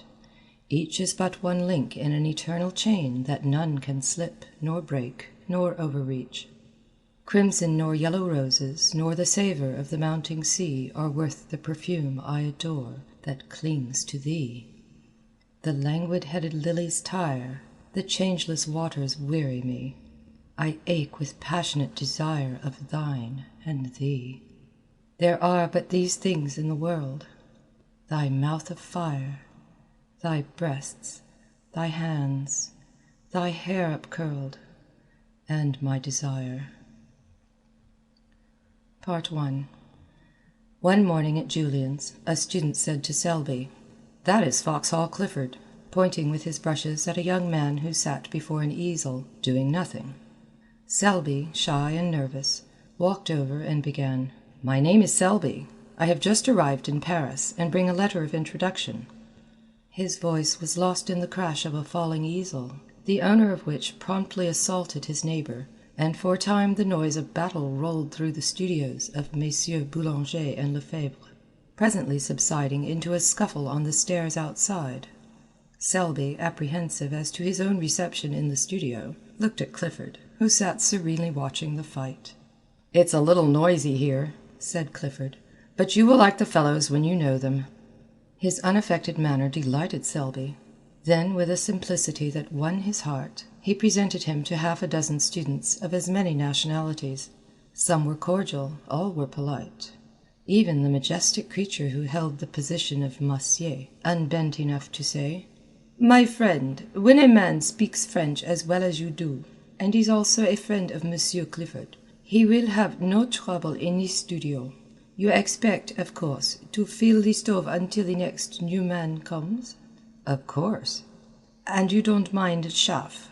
"No," replied Selby, who hated it. Clifford, much amused, put on his hat, saying, "You must expect lots of it at first." Selby placed his own hat on his head and followed him to the door. As they passed the model stand there was a furious cry of "Chapeau! Chapeau!" and a student sprang from his easel menacing Selby, who reddened but looked at Clifford. "Ha ha ha! Take off your hat for them," said the latter, laughing. A little embarrassed, he turned and saluted the studio. "Et moi?" cried the model. "You are charming," replied Selby, astonished at his own audacity. But the studio rose as one man, shouting, "He has done well! He's all right!" while the model, laughing, kissed her hand to him and cried, "À demain, beau jeune homme!" All that week Selby worked at the studio unmolested. The French students christened him l'enfant prodigue, which was freely translated the prodigious infant, the kid, Kid Selby, and Kidby. But the disease soon ran its course, from Kidby to Kidney, and then naturally to Tidbits, where it was arrested by Clifford's authority and ultimately relapsed to Kid. Wednesday came, and with it Monsieur Boulanger.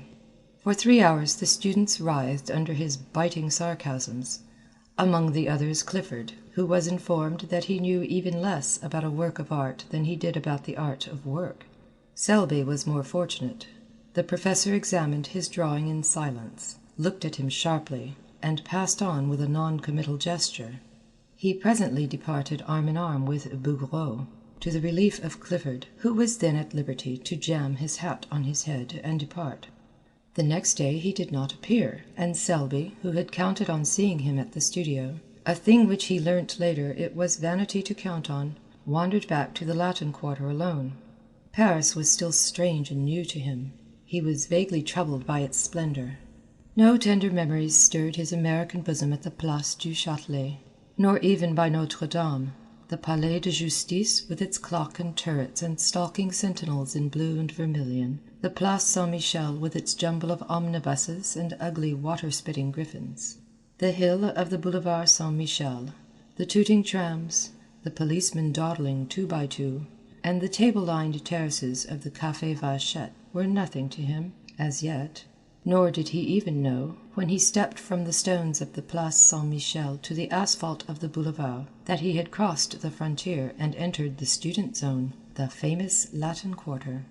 A cabman hailed him as bourgeois, and urged the superiority of driving over walking. A gamin, with an appearance of great concern, requested the latest telegraphic news from London, and then, standing on his head, invited Selby to feats of strength. A pretty girl gave him a glance from a pair of violet eyes. He did not see her, but she, catching her own reflection in a window, wondered at the color burning in her cheeks. Turning to resume her course, she met Foxhall Clifford, and hurried on. Clifford, open-mouthed, followed her with his eyes. Then he looked after Selby, who had turned into the Boulevard Saint-Germain toward the Rue de Seine. Then he examined himself in the shop window. The result seemed to be unsatisfactory. "I'm not a beauty," he mused, "but neither am I a hobgoblin.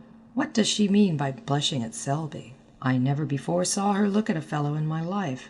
Neither has anyone in the quarter.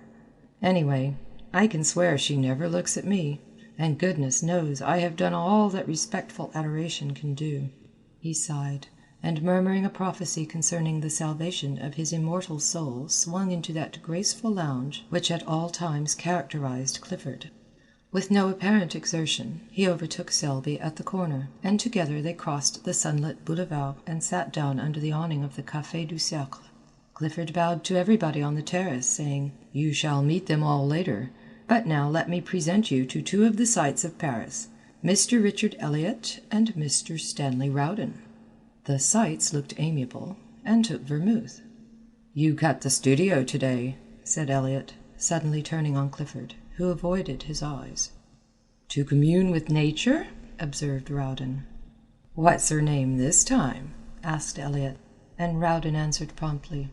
Name, Yvette. Nationality, Breton. Wrong, replied Clifford blandly. It's Rue Barré.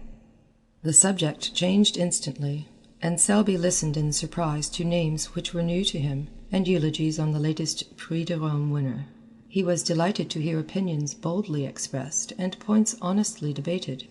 Although the vehicle was mostly slang, both English and French, he longed for the time when he too should be plunged into the strife for fame.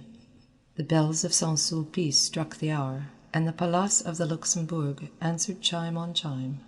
With a glance at the sun, dipping low in the golden dust behind the Palais Bourbon, they rose, and turning to the east, crossed the Boulevard Saint-Germain and sauntered toward the École de Médecine. At the corner a girl passed them, walking hurriedly. Clifford smirked.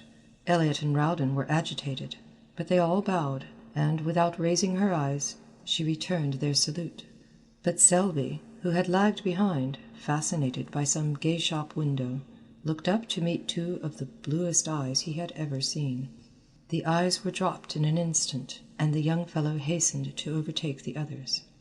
"By Jove," he said, "do you fellows know I have just seen the prettiest girl?"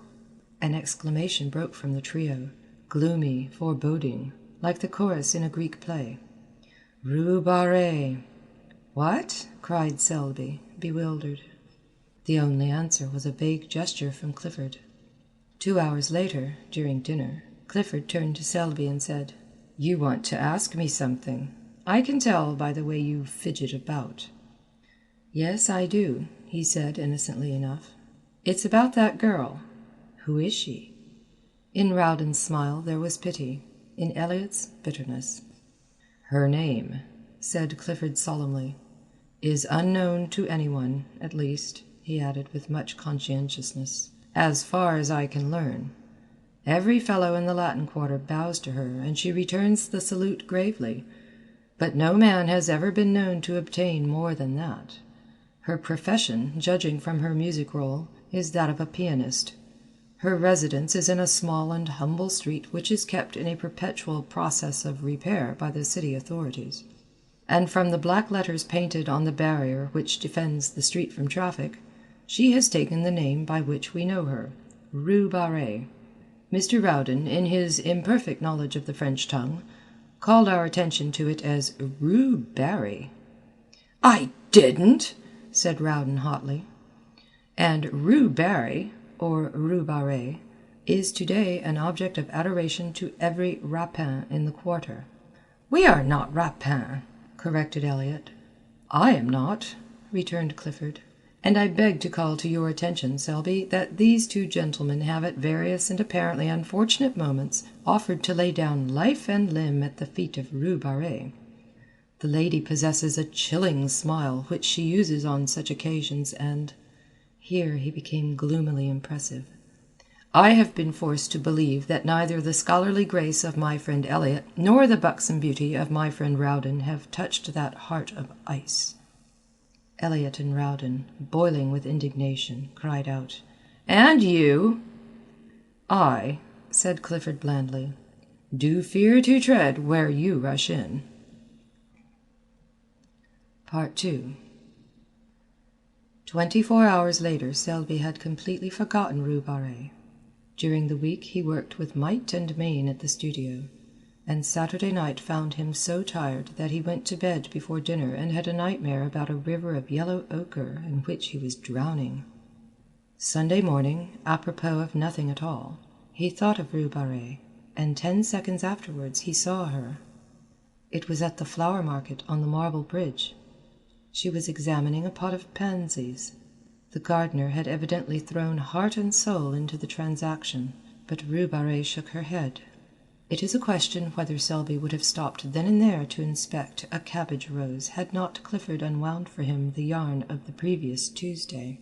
It is possible that his curiosity was piqued, for with the exception of a hen turkey, a boy of 19 is the most openly curious biped alive.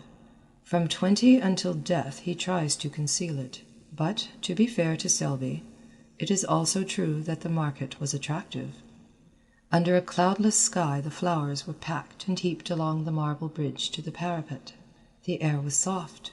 The sun spun a shadowy lacework among the palms and glowed in the hearts of 1,000 roses. Spring had come, was in full tide. The watering carts and sprinklers spread freshness over the boulevard. The sparrows had become vulgarly obtrusive, and the credulous Seine angler anxiously followed his gaudy quill floating among the soapsuds of the lavoirs. The white-spiked chestnuts clad in tender green vibrated with the hum of bees. Shoddy butterflies flaunted their winter rags among the heliotrope. There was a smile of fresh earth in the air, an echo of the woodland brook in the ripple of the Seine, and swallows soared and skimmed along the anchored river craft.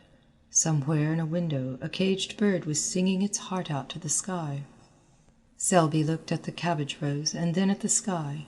Something in the song of the caged bird may have moved him, or perhaps it was that dangerous sweetness in the air of May. At first he was hardly conscious that he had stopped, then he was scarcely conscious why he had stopped. Then he thought he would move on, then he thought he wouldn't. Then he looked at Rue Barré. The gardener said, "Mademoiselle, this is undoubtedly a fine pot of pansies." Rue Barré shook her head. The gardener smiled. She evidently did not want the pansies. She had bought many pots of pansies there, 2 or 3 every spring, and never argued. What did she want, then? The pansies were evidently a feeler toward a more important transaction. The gardener rubbed his hands and gazed about him. "These tulips are magnificent," he observed, "and these hyacinths." He fell into a trance at the mere sight of the scented thickets. "That," murmured Rue, pointing to a splendid rose-bush with her furled parasol. But in spite of her, her voice trembled a little. Selby noticed it, more shame to him that he was listening, and the gardener noticed it, and, burying his nose in the roses, scented a bargain. Still, to do him justice, he did not add a centime to the honest value of the plant, for, after all, Rue was probably poor, and anyone could see she was charming. 50 francs, mademoiselle. The gardener's tone was grave. Rue felt that argument would be wasted. They both stood silent for a moment. The gardener did not eulogize his prize. The rose tree was gorgeous, and anyone could see it. "I will take the pansies," said the girl, and drew 2 francs from a worn purse. Then she looked up. A teardrop stood in the way, refracting the light like a diamond, but as it rolled into a little corner by her nose, a vision of Selby replaced it, and when a brush of the handkerchief had cleared the startled blue eyes, Selby himself appeared, very much embarrassed. He instantly looked up into the sky, apparently devoured with a thirst for astronomical research, and as he continued his investigations for fully 5 minutes, the gardener looked up too, and so did a policeman. Then Selby looked at the tips of his boots. The gardener looked at him, and the policeman slouched on. Rue Barré had been gone some time. "What?" said the gardener. "May I offer monsieur?" Selby never knew why, but he suddenly began to buy flowers. The gardener was electrified. Never before had he sold so many flowers, never at such satisfying prices, and never with such absolute unanimity of opinion with a customer. But he missed the bargaining, the arguing, the calling of heaven to witness. The transaction lacked a spice. "These tulips are magnificent." "They are," cried Selby warmly. "But alas, they are dear." "I will take them." "Dieu!" murmured the gardener in a perspiration. "He is madder than most Englishmen." "This cactus is gorgeous." "Alas." "Send it with the rest." The gardener braced himself against the river wall. "That splendid rose bush," he began faintly. "That is a beauty. I believe it is 50 francs." He stopped, very red. The gardener relished his confusion. Then a sudden cool self-possession took the place of his momentary confusion, and he held the gardener with his eye, and bullied him. "I'll take that bush. Why did not the young lady buy it?" "Mademoiselle is not wealthy." "How do you know?" "Dame, I sell her many pansies." Pansies are not expensive. Those are the pansies she bought. These, monsieur, the blue and gold. Then you intend to send them to her? At midday after the market. Take this rosebush with them, and—" here he glared at the gardener. "Don't you dare say from whom they came." The gardener's eyes were like saucers, but Selby, calm and victorious, said, "Send the others to the Hôtel du Sénat, 7 Rue de Tournon. I will leave directions with the concierge." Then he buttoned his glove with much dignity and stalked off. But when well round the corner and hidden from the gardener's view, the conviction that he was an idiot came home to him in a furious blush. 10 minutes later he sat in his room in the Hôtel du Sénat, repeating with an imbecile smile, "What an ass I am! What an ass!" An hour later found him in the same chair, in the same position, his hat and gloves still on, his stick in his hand, but he was silent, apparently lost in contemplation of his boot toes, and his smile was less imbecile and even a bit retrospective. Part 3. About 5 o'clock that afternoon, the little sad-eyed woman who fills the position of concierge at the Hôtel du Sénat held up her hands in amazement to see a wagon-load of flower-bearing shrubs draw up before the doorway. She called Joseph, the intemperate garçon, who, while calculating the value of the flowers in petits verres, gloomily disclaimed any knowledge as to their destination. "Voyons," said the little concierge, "cherchons la femme." "You?" he suggested. The little woman stood a moment pensive and then sighed. Joseph caressed his nose, a nose which for gaudiness could vie with any floral display. Then the gardener came in, hat in hand, and a few minutes later Selby stood in the middle of his room, his coat off, his shirt-sleeves rolled up. The chamber originally contained, besides the furniture, about 2 square feet of walking room, and now this was occupied by a cactus. The bed groaned under crates of pansies, lilies, and heliotrope. The lounge was covered with hyacinths and tulips, and the washstand supported a species of young tree warranted to bear flowers at some time or other. Clifford came in a little later, fell over a box of sweet peas, swore a little, apologized, and then, as the full splendor of the floral fête burst upon him, sat down in astonishment upon a geranium. The geranium was a wreck, but Selby said, "Don't mind," and glared at the cactus. "Are you going to give a ball?" demanded Clifford. "No. I'm very fond of flowers," said Selby, but the statement lacked enthusiasm. "I should imagine so." Then, after a silence, "That's a fine cactus." Selby contemplated the cactus, touched it with the air of a connoisseur, and pricked his thumb. Clifford poked a pansy with his stick. Then Joseph came in with the bill, announcing the sum total in a loud voice, partly to impress Clifford, partly to intimidate Selby into disgorging a pourboire, which he would share, if he chose, with the gardener.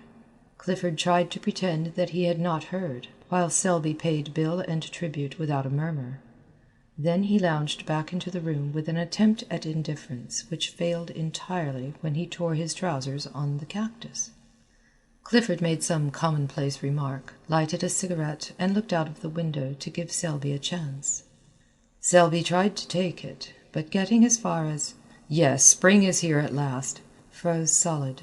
He looked at the back of Clifford's head. It expressed volumes. Those little perked-up ears seemed tingling with suppressed glee. He made a desperate effort to master the situation, and jumped up to reach for some Russian cigarettes as an incentive to conversation, but was foiled by the cactus, to whom again he fell a prey. The last straw was added. "Damn the cactus!" This observation was wrung from Selby against his will, against his own instinct of self-preservation. But the thorns on the cactus were long and sharp, and at their repeated prick his pent-up wrath escaped. It was too late now. It was done, and Clifford had wheeled around. "See here, Selby, why the deuce did you buy those flowers?" "I'm fond of them," said Selby. "What are you going to do with them? You can't sleep here." "I could, if you'd help me take the pansies off the bed." "Where can you put them?" "Couldn't I give them to the concierge?" As soon as he said it he regretted it. What in heaven's name would Clifford think of him? He had heard the amount of the bill. Would he believe that he had invested in these luxuries as a timid declaration to his concierge? And would the Latin Quarter comment upon it in their own brutal fashion?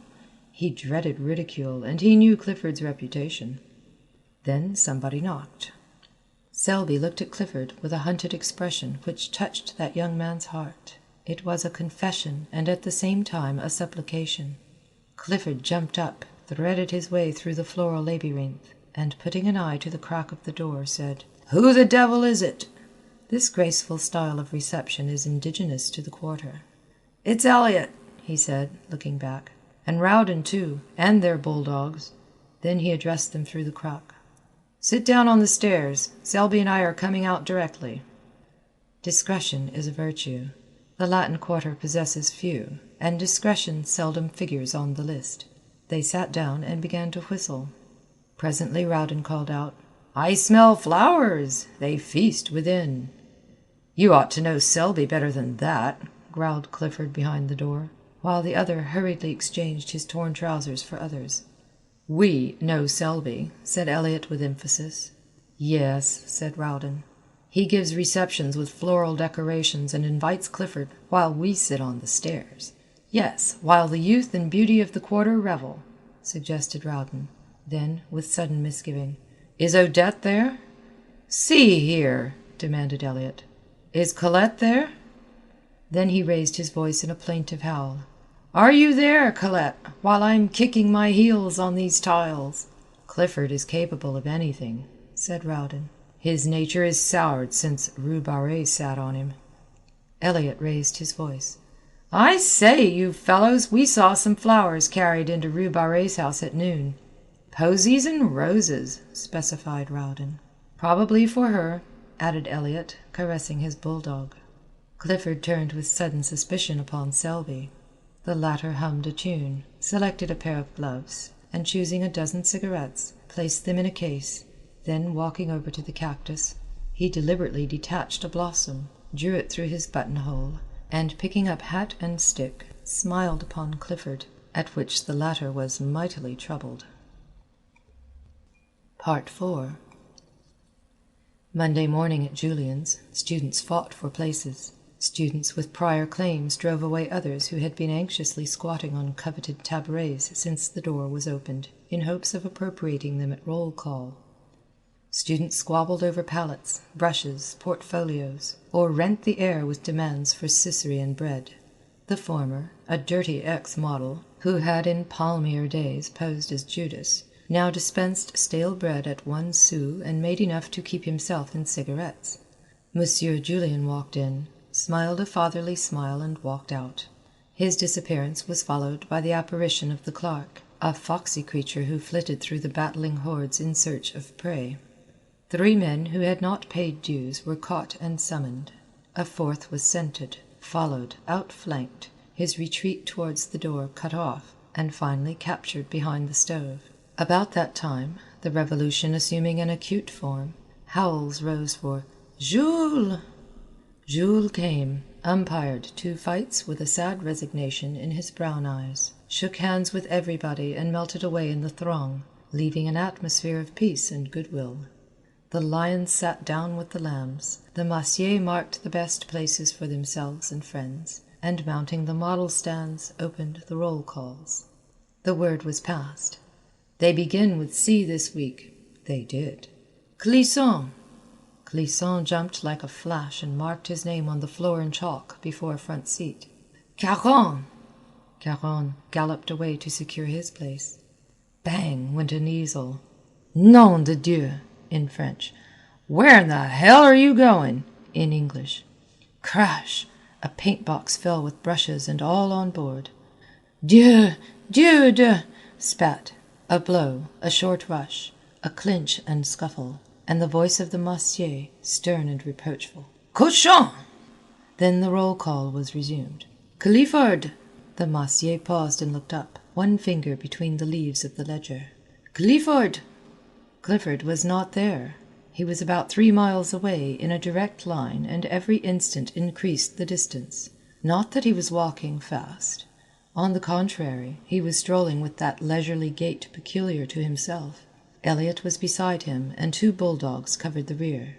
Elliot was reading the Gil Blas, from which he seemed to extract amusement, but deeming boisterous mirth unsuitable to Clifford's state of mind, subdued his amusement to a series of discreet smiles. The latter, moodily aware of this, said nothing, but leading the way into the Luxembourg Gardens, installed himself upon a bench by the northern terrace and surveyed the landscape with disfavour. Elliot, according to the Luxembourg regulations, tied the two dogs, and then, with an interrogative glance towards his friend, resumed the Gil Blas and the discreet smiles.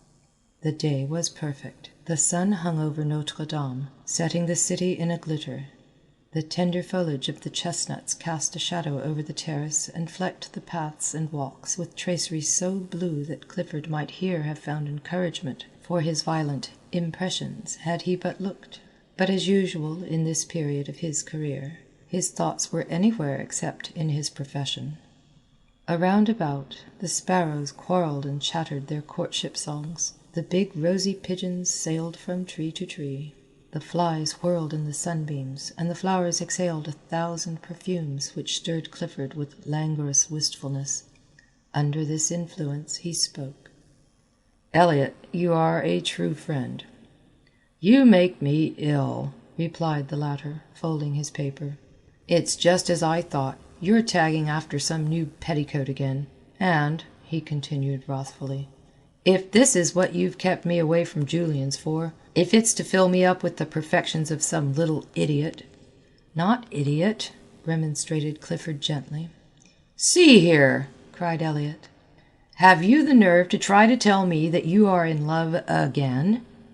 "Again?" "Yes, again, and again, and again, and... By George, have you?" "This," observed Clifford sadly, "is serious." For a moment Elliot would have laid hands on him. Then he laughed from sheer helplessness. Oh, go on, let's see. There's Clemence and Marie Tellec and Cosette and Fifine, Colette, Marie Verdier, all of whom are charming, most charming, but I never was serious." "So help me Moses," said Elliot solemnly. "Each and every one of those named have separately and in turn torn your heart with anguish, and have also made me lose my place at Julian's in this same manner. Each and every one, separately and in turn. Do you deny it?" "What you say may be founded on facts, in a way, but give me the credit of being faithful to one at a time." "Until the next came along. But this is really very different, Elliot. Believe me, I am all broken up." Then, there being nothing else to do, Elliot gnashed his teeth and listened. It's Rue Barré."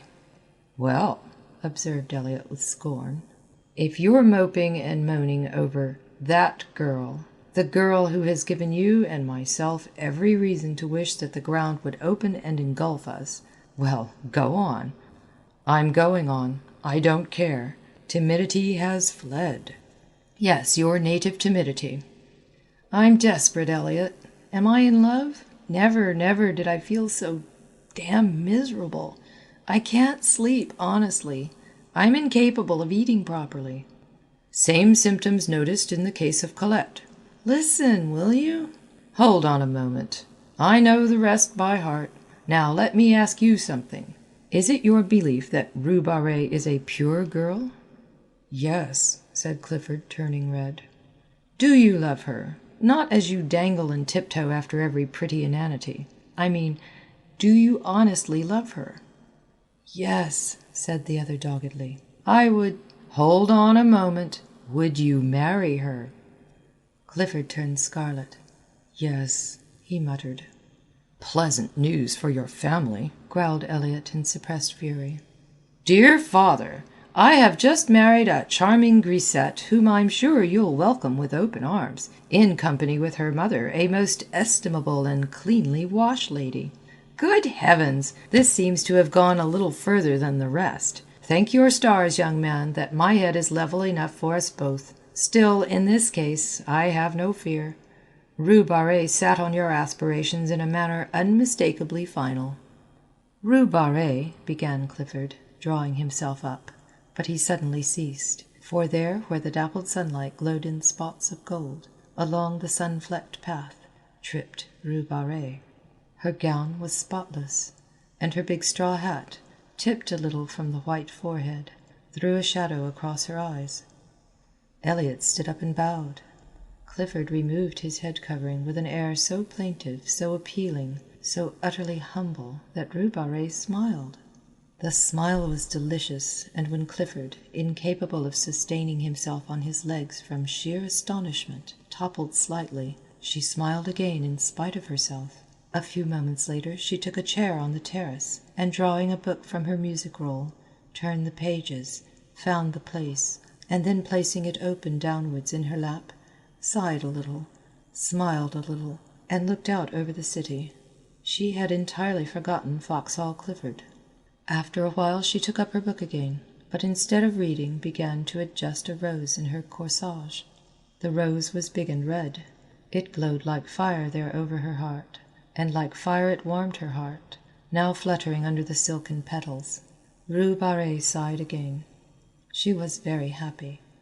The sky was so blue, the air so soft and perfumed, the sunshine so caressing, and her heart sang within her, sang to the rose in her breast. This is what it sang. Out of the throng of passers-by, out of the world of yesterday, out of the millions passing, one has turned aside to me. So her heart sang under his rose on her breast. Then two big mouse-colored pigeons came whistling by and alighted on the terrace, where they bowed and strutted and bobbed and turned until Rue Barré laughed in delight, and looking up beheld Clifford before her. His hat was in his hand, and his face was wreathed in a series of appealing smiles which would have touched the heart of a Bengal tiger. For an instant Rue Barré frowned. Then she looked curiously at Clifford. Then, when she saw the resemblance between his bows and the bobbing pigeons, in spite of herself, her lips parted in the most bewitching laugh. Was this Rue Barré? So changed that she did not know herself. But oh, that song in her heart which drowned all else, which trembled on her lips, struggling for utterance, which rippled forth in a laugh at nothing, at a strutting pigeon, and Mr. Clifford. "And you think, because I return the salute of the students in the quarter, that you may be received in particular as a friend? I do not know you, monsieur, but Vanity is man's other name. Be content, Monsieur Vanity. I shall be punctilious. Oh, most punctilious in returning your salute." "But I beg, I implore you to let me render you that homage which has so long—" "Oh dear, I don't care for homage." "Let me only be permitted to speak to you now and then, occasionally, very occasionally." "And if you, why not another?" "Not at all. I will be discretion itself." "Discretion? Why?" Her eyes were very clear, and Clifford winced for a moment, but only for a moment. Then the devil of recklessness seizing him, he sat down and offered himself, soul and body, goods and chattels, and all the time he knew he was a fool and that infatuation is not love, and that each word he uttered bound him in honour from which there was no escape. And all the time Elliot was scowling down on the Fountain Plaza and savagely checking both bulldogs from their desire to rush to Clifford's rescue, for even they felt there was something wrong, as Elliot stormed within himself and growled maledictions. When Clifford finished, he finished in a glow of excitement, but Rue Barré's response was long in coming, and his ardour cooled while the situation slowly assumed its just proportions. Then regret began to creep in, but he put that aside and broke out again in protestations. At the first word Rue Barré checked him. "I thank you," she said, speaking very gravely. "No man has ever before offered me mariage." She turned and looked out over the city. After a while she spoke again.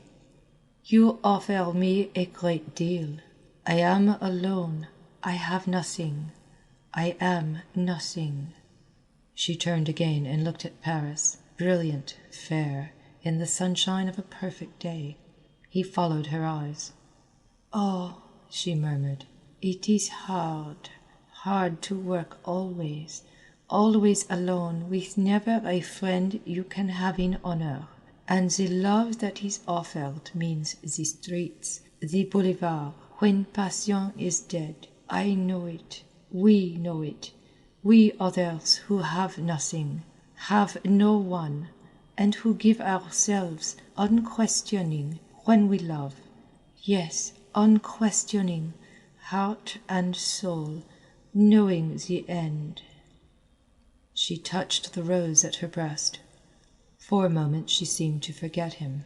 Then quietly, "I thank you. I am very grateful." She opened the book, and plucking a petal from the rose, dropped it between the leaves. Then looking up, she said gently, "I cannot accept." Part 5. It took Clifford a month to entirely recover, although at the end of the first week he was pronounced convalescent by Elliot, who was an authority, and his convalescence was aided by the cordiality with which Rue Barrée acknowledged his solemn salutes. 40 times a day he blessed Rue Barrée for her refusal, and thanked his lucky stars, and at the same time, O wondrous heart of ours, he suffered the tortures of the blighted. Elliot was annoyed, partly by Clifford's reticence, partly by the unexplainable thaw in the frigidity of Rue Barrée.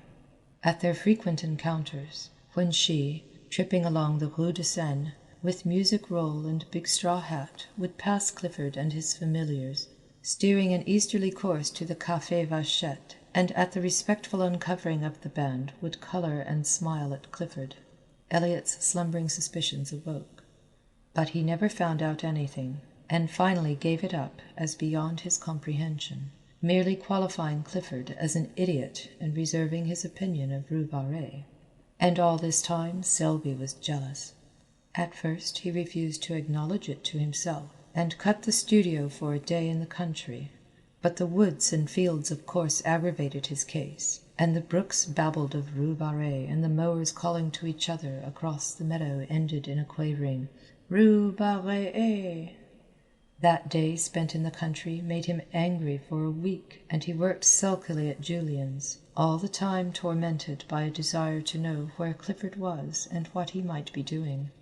This culminated in an erratic stroll on Sunday, which ended at the flower market on the Pont au Change, began again, was gloomily extended to the morgue, and again ended at the Marble Bridge.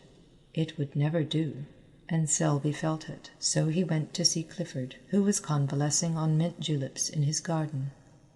They sat down together and discussed morals and human happiness, and each found the other most entertaining, only Selby failed to pump Clifford, to the other's unfeigned amusement. But the juleps spread balm on the sting of jealousy, and trickled hope to the blighted, and when Selby said he must go, Clifford went too. And when Selby, not to be outdone, insisted on accompanying Clifford back to his door, Clifford determined to see Selby back halfway, and then finding it hard to part, they decided to dine together and flit. To flit, a verb applied to Clifford's nocturnal prowls, expressed, perhaps, as well as anything, the gaiety proposed. Dinner was ordered at Mignon's, and while Selby interviewed the chef, Clifford kept a fatherly eye on the butler. The dinner was a success, or was of the sort generally termed a success. Toward the dessert Selby heard someone say, as at a great distance, "Kid Selby, drunk as a lord." A group of men passed near them. It seemed to him that he shook hands and laughed a great deal, and that everybody was very witty. There was Clifford, opposite, swearing undying confidence in his chum Selby, and there seemed to be others there, either seated beside them or continually passing with the swish of skirts on the polished floor. The perfume of roses, the rustle of fans, the touch of rounded arms and the laughter grew vaguer and vaguer. The room seemed enveloped in mist. Then, all in a moment, each object stood out painfully distinct. Only forms and visages were distorted and voices piercing. He drew himself up, calm, grave, for the moment master of himself, but very drunk. He knew he was drunk, and was as guarded and alert, as keenly suspicious of himself as he would have been of a thief at his elbow. His self-command enabled Clifford to hold his head safely under some running water, and repair to the street considerably the worse for wear, but never suspecting that his companion was drunk. For a time he kept his self-command. His face was only a bit paler, a bit tighter than usual. He was only a trifle slower and more fastidious in his speech. It was midnight when he left Clifford peacefully slumbering in somebody's armchair, with a long suede glove dangling in his hand and a plumy boa twisted about his neck to protect his throat from draughts. He walked through the hall and down the stairs, and found himself on the sidewalk in a quarter he did not know. Mechanically he looked up at the name of the street. The name was not familiar. He turned and steered his course towards some lights clustered at the end of the street. They proved farther away than he had anticipated, and after a long quest he came to the conclusion that his eyes had been mysteriously removed from their proper places, and had been reset on either side of his head like those of a bird. It grieved him to think of the inconvenience this transformation might occasion him, and he attempted to cock up his head, hen-like, to test the mobility of his neck. Then an immense despair stole over him. Tears gathered in the tear ducts. His heart melted, and he collided with a tree. This shocked him into comprehension. He stifled the violent tenderness in his breast, picked up his hat, and moved on more briskly. His mouth was white and drawn, his teeth tightly clenched. He held his course pretty well and strayed but little, and after an apparently interminable length of time found himself passing a line of cabs. The brilliant lamps, red, yellow, and green, annoyed him, and he felt it might be pleasant to demolish them with his cane, but mastering this impulse he passed on. Later an idea struck him that it would save fatigue to take a cab, and he started back with that intention, but the cab seemed already so far away and the lanterns were so bright and confusing that he gave it up, and pulling himself together looked around. A shadow, a mass, huge, undefined, rose to his right. He recognized the Arc de Triomphe and gravely shook his cane at it. Its size annoyed him. He felt it was too big. Then he heard something fall clattering to the pavement, and thought probably it was his cane, but it didn't matter much. When he had mastered himself and regained control of his right leg, which betrayed symptoms of insubordination, he found himself traversing the Place de la Concorde at a pace which threatened to land him at the Madeleine. This would never do. He turned sharply to the right and, crossing the bridge, passed the Palais Bourbon at a trot and wheeled into the Boulevard Saint-Germain.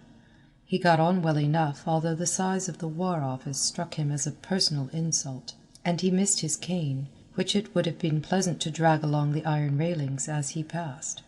It occurred to him, however, to substitute his hat, but when he found it he forgot what he wanted it for and replaced it upon his head with gravity. Then he was obliged to battle with a violent inclination to sit down and weep. This lasted until he came to the Rue de Rennes, but there he became absorbed in contemplating the dragon on the balcony overhanging the Cour de Dragon, and time slipped away until he remembered vaguely that he had no business there, and marched off again. It was slow work. The inclination to sit down and weep had given place to a desire for solitary and deep reflection. Here his right leg forgot its obedience, and attacking the left, outflanked it and brought him up against a wooden board which seemed to bar his path. He tried to walk around it, but found the street closed. He tried to push it over, and found he couldn't. Then he noticed a red lantern standing on a pile of paving stones inside the barrier. This was pleasant. How was he to get home if the boulevard was blocked? But he was not on the boulevard. His treacherous right leg had beguiled him into a detour, for there, behind him lay the boulevard with its endless line of lamps, and here, what was this narrow, dilapidated street piled up with earth and mortar and heaps of stone? He looked up. Written in staring black letters on the barrier was Rue Barrée. He sat down. 2 policemen whom he knew came by and advised him to get up, but he argued the question from a standpoint of personal taste, and they passed on, laughing, for he was at the moment absorbed in a problem. It was how to see Rue Barrée. She was somewhere or other in that big house with the iron balconies, and the door was locked. But what of that? The simple idea struck him to shout until she came. This idea was replaced by another equally lucid, to hammer on the door until she came. But finally rejecting both of these as too uncertain, he decided to climb into the balcony, and opening a window politely, inquire for Rue Barrée. There was but one lighted window in the house that he could see. It was on the second floor, and toward this he cast his eyes. Then, mounting the wooden barrier and clambering over the piles of stones, he reached the sidewalk and looked up at the façade for a foothold. It seemed impossible, but a sudden fury seized him, a blind, drunken obstinacy, and the blood rushed to his head, leaping, beating in his ears like the dull thunder of an ocean. He set his teeth, and springing at a window-sill, dragged himself up and hung to the iron bars. Then reason fled. There surged in his brain the sound of many voices. His heart leapt up beating in mad tattoo, and gripping at cornice and ledge he worked his way along the façade, clung to pipes and shutters, and dragged himself up, over and into the balcony by the lighted window. His hat fell off and rolled against the pane. For a moment he leaned breathless against the railing. Then the window was slowly opened from within. They stared at each other for some time. Presently the girl took 2 unsteady steps back into the room. He saw her face, all crimsoned now. He saw her sink into a chair by the lamplit table, and without a word he followed her into the room, closing the big door-like panes behind him. Then they looked at each other in silence. The room was small and white. Everything was white about it. The curtained bed, the little washstand in the corner, the bare walls, the china lamp, and his own face, had he known it, but the face and neck of Rue were surging in the colour that dyed the blossoming rose-tree there on the hearth beside her. It did not occur to him to speak. She seemed not to expect it. His mind was struggling with the impressions of the room. The whiteness, the extreme purity of everything occupied him, began to trouble him. As his eye became accustomed to the light, other objects grew from the surroundings and took their places in the circle of lamplight. There was a piano and a coal scuttle and a little iron trunk and a bathtub. Then there was a row of wooden pegs against the door, with a white chintz curtain covering the clothes underneath. On the bed lay an umbrella and a big straw hat, and on the table a music roll unfurled, an inkstand, and sheets of ruled paper.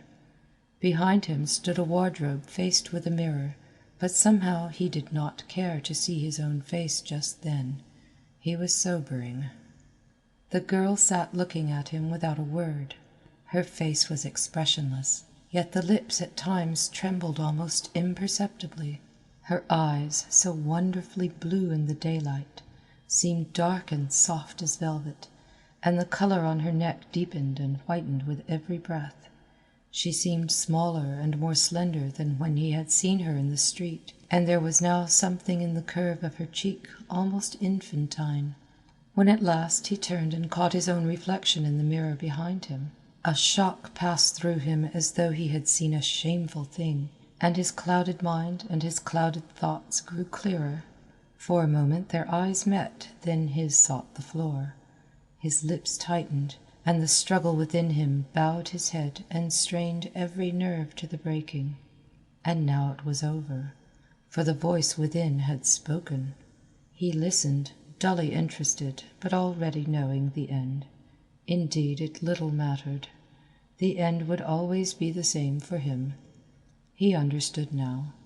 Always the same for him. And he listened, dully interested, to a voice which grew within him. After a while he stood up, and she rose at once, one small hand resting on the table.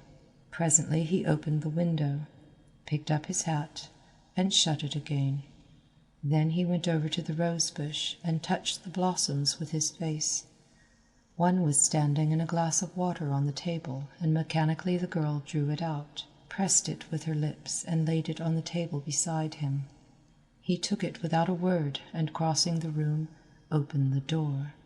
The landing was dark and silent, but the girl lifted the lamp and gliding past him slipped down the polished stairs to the hallway.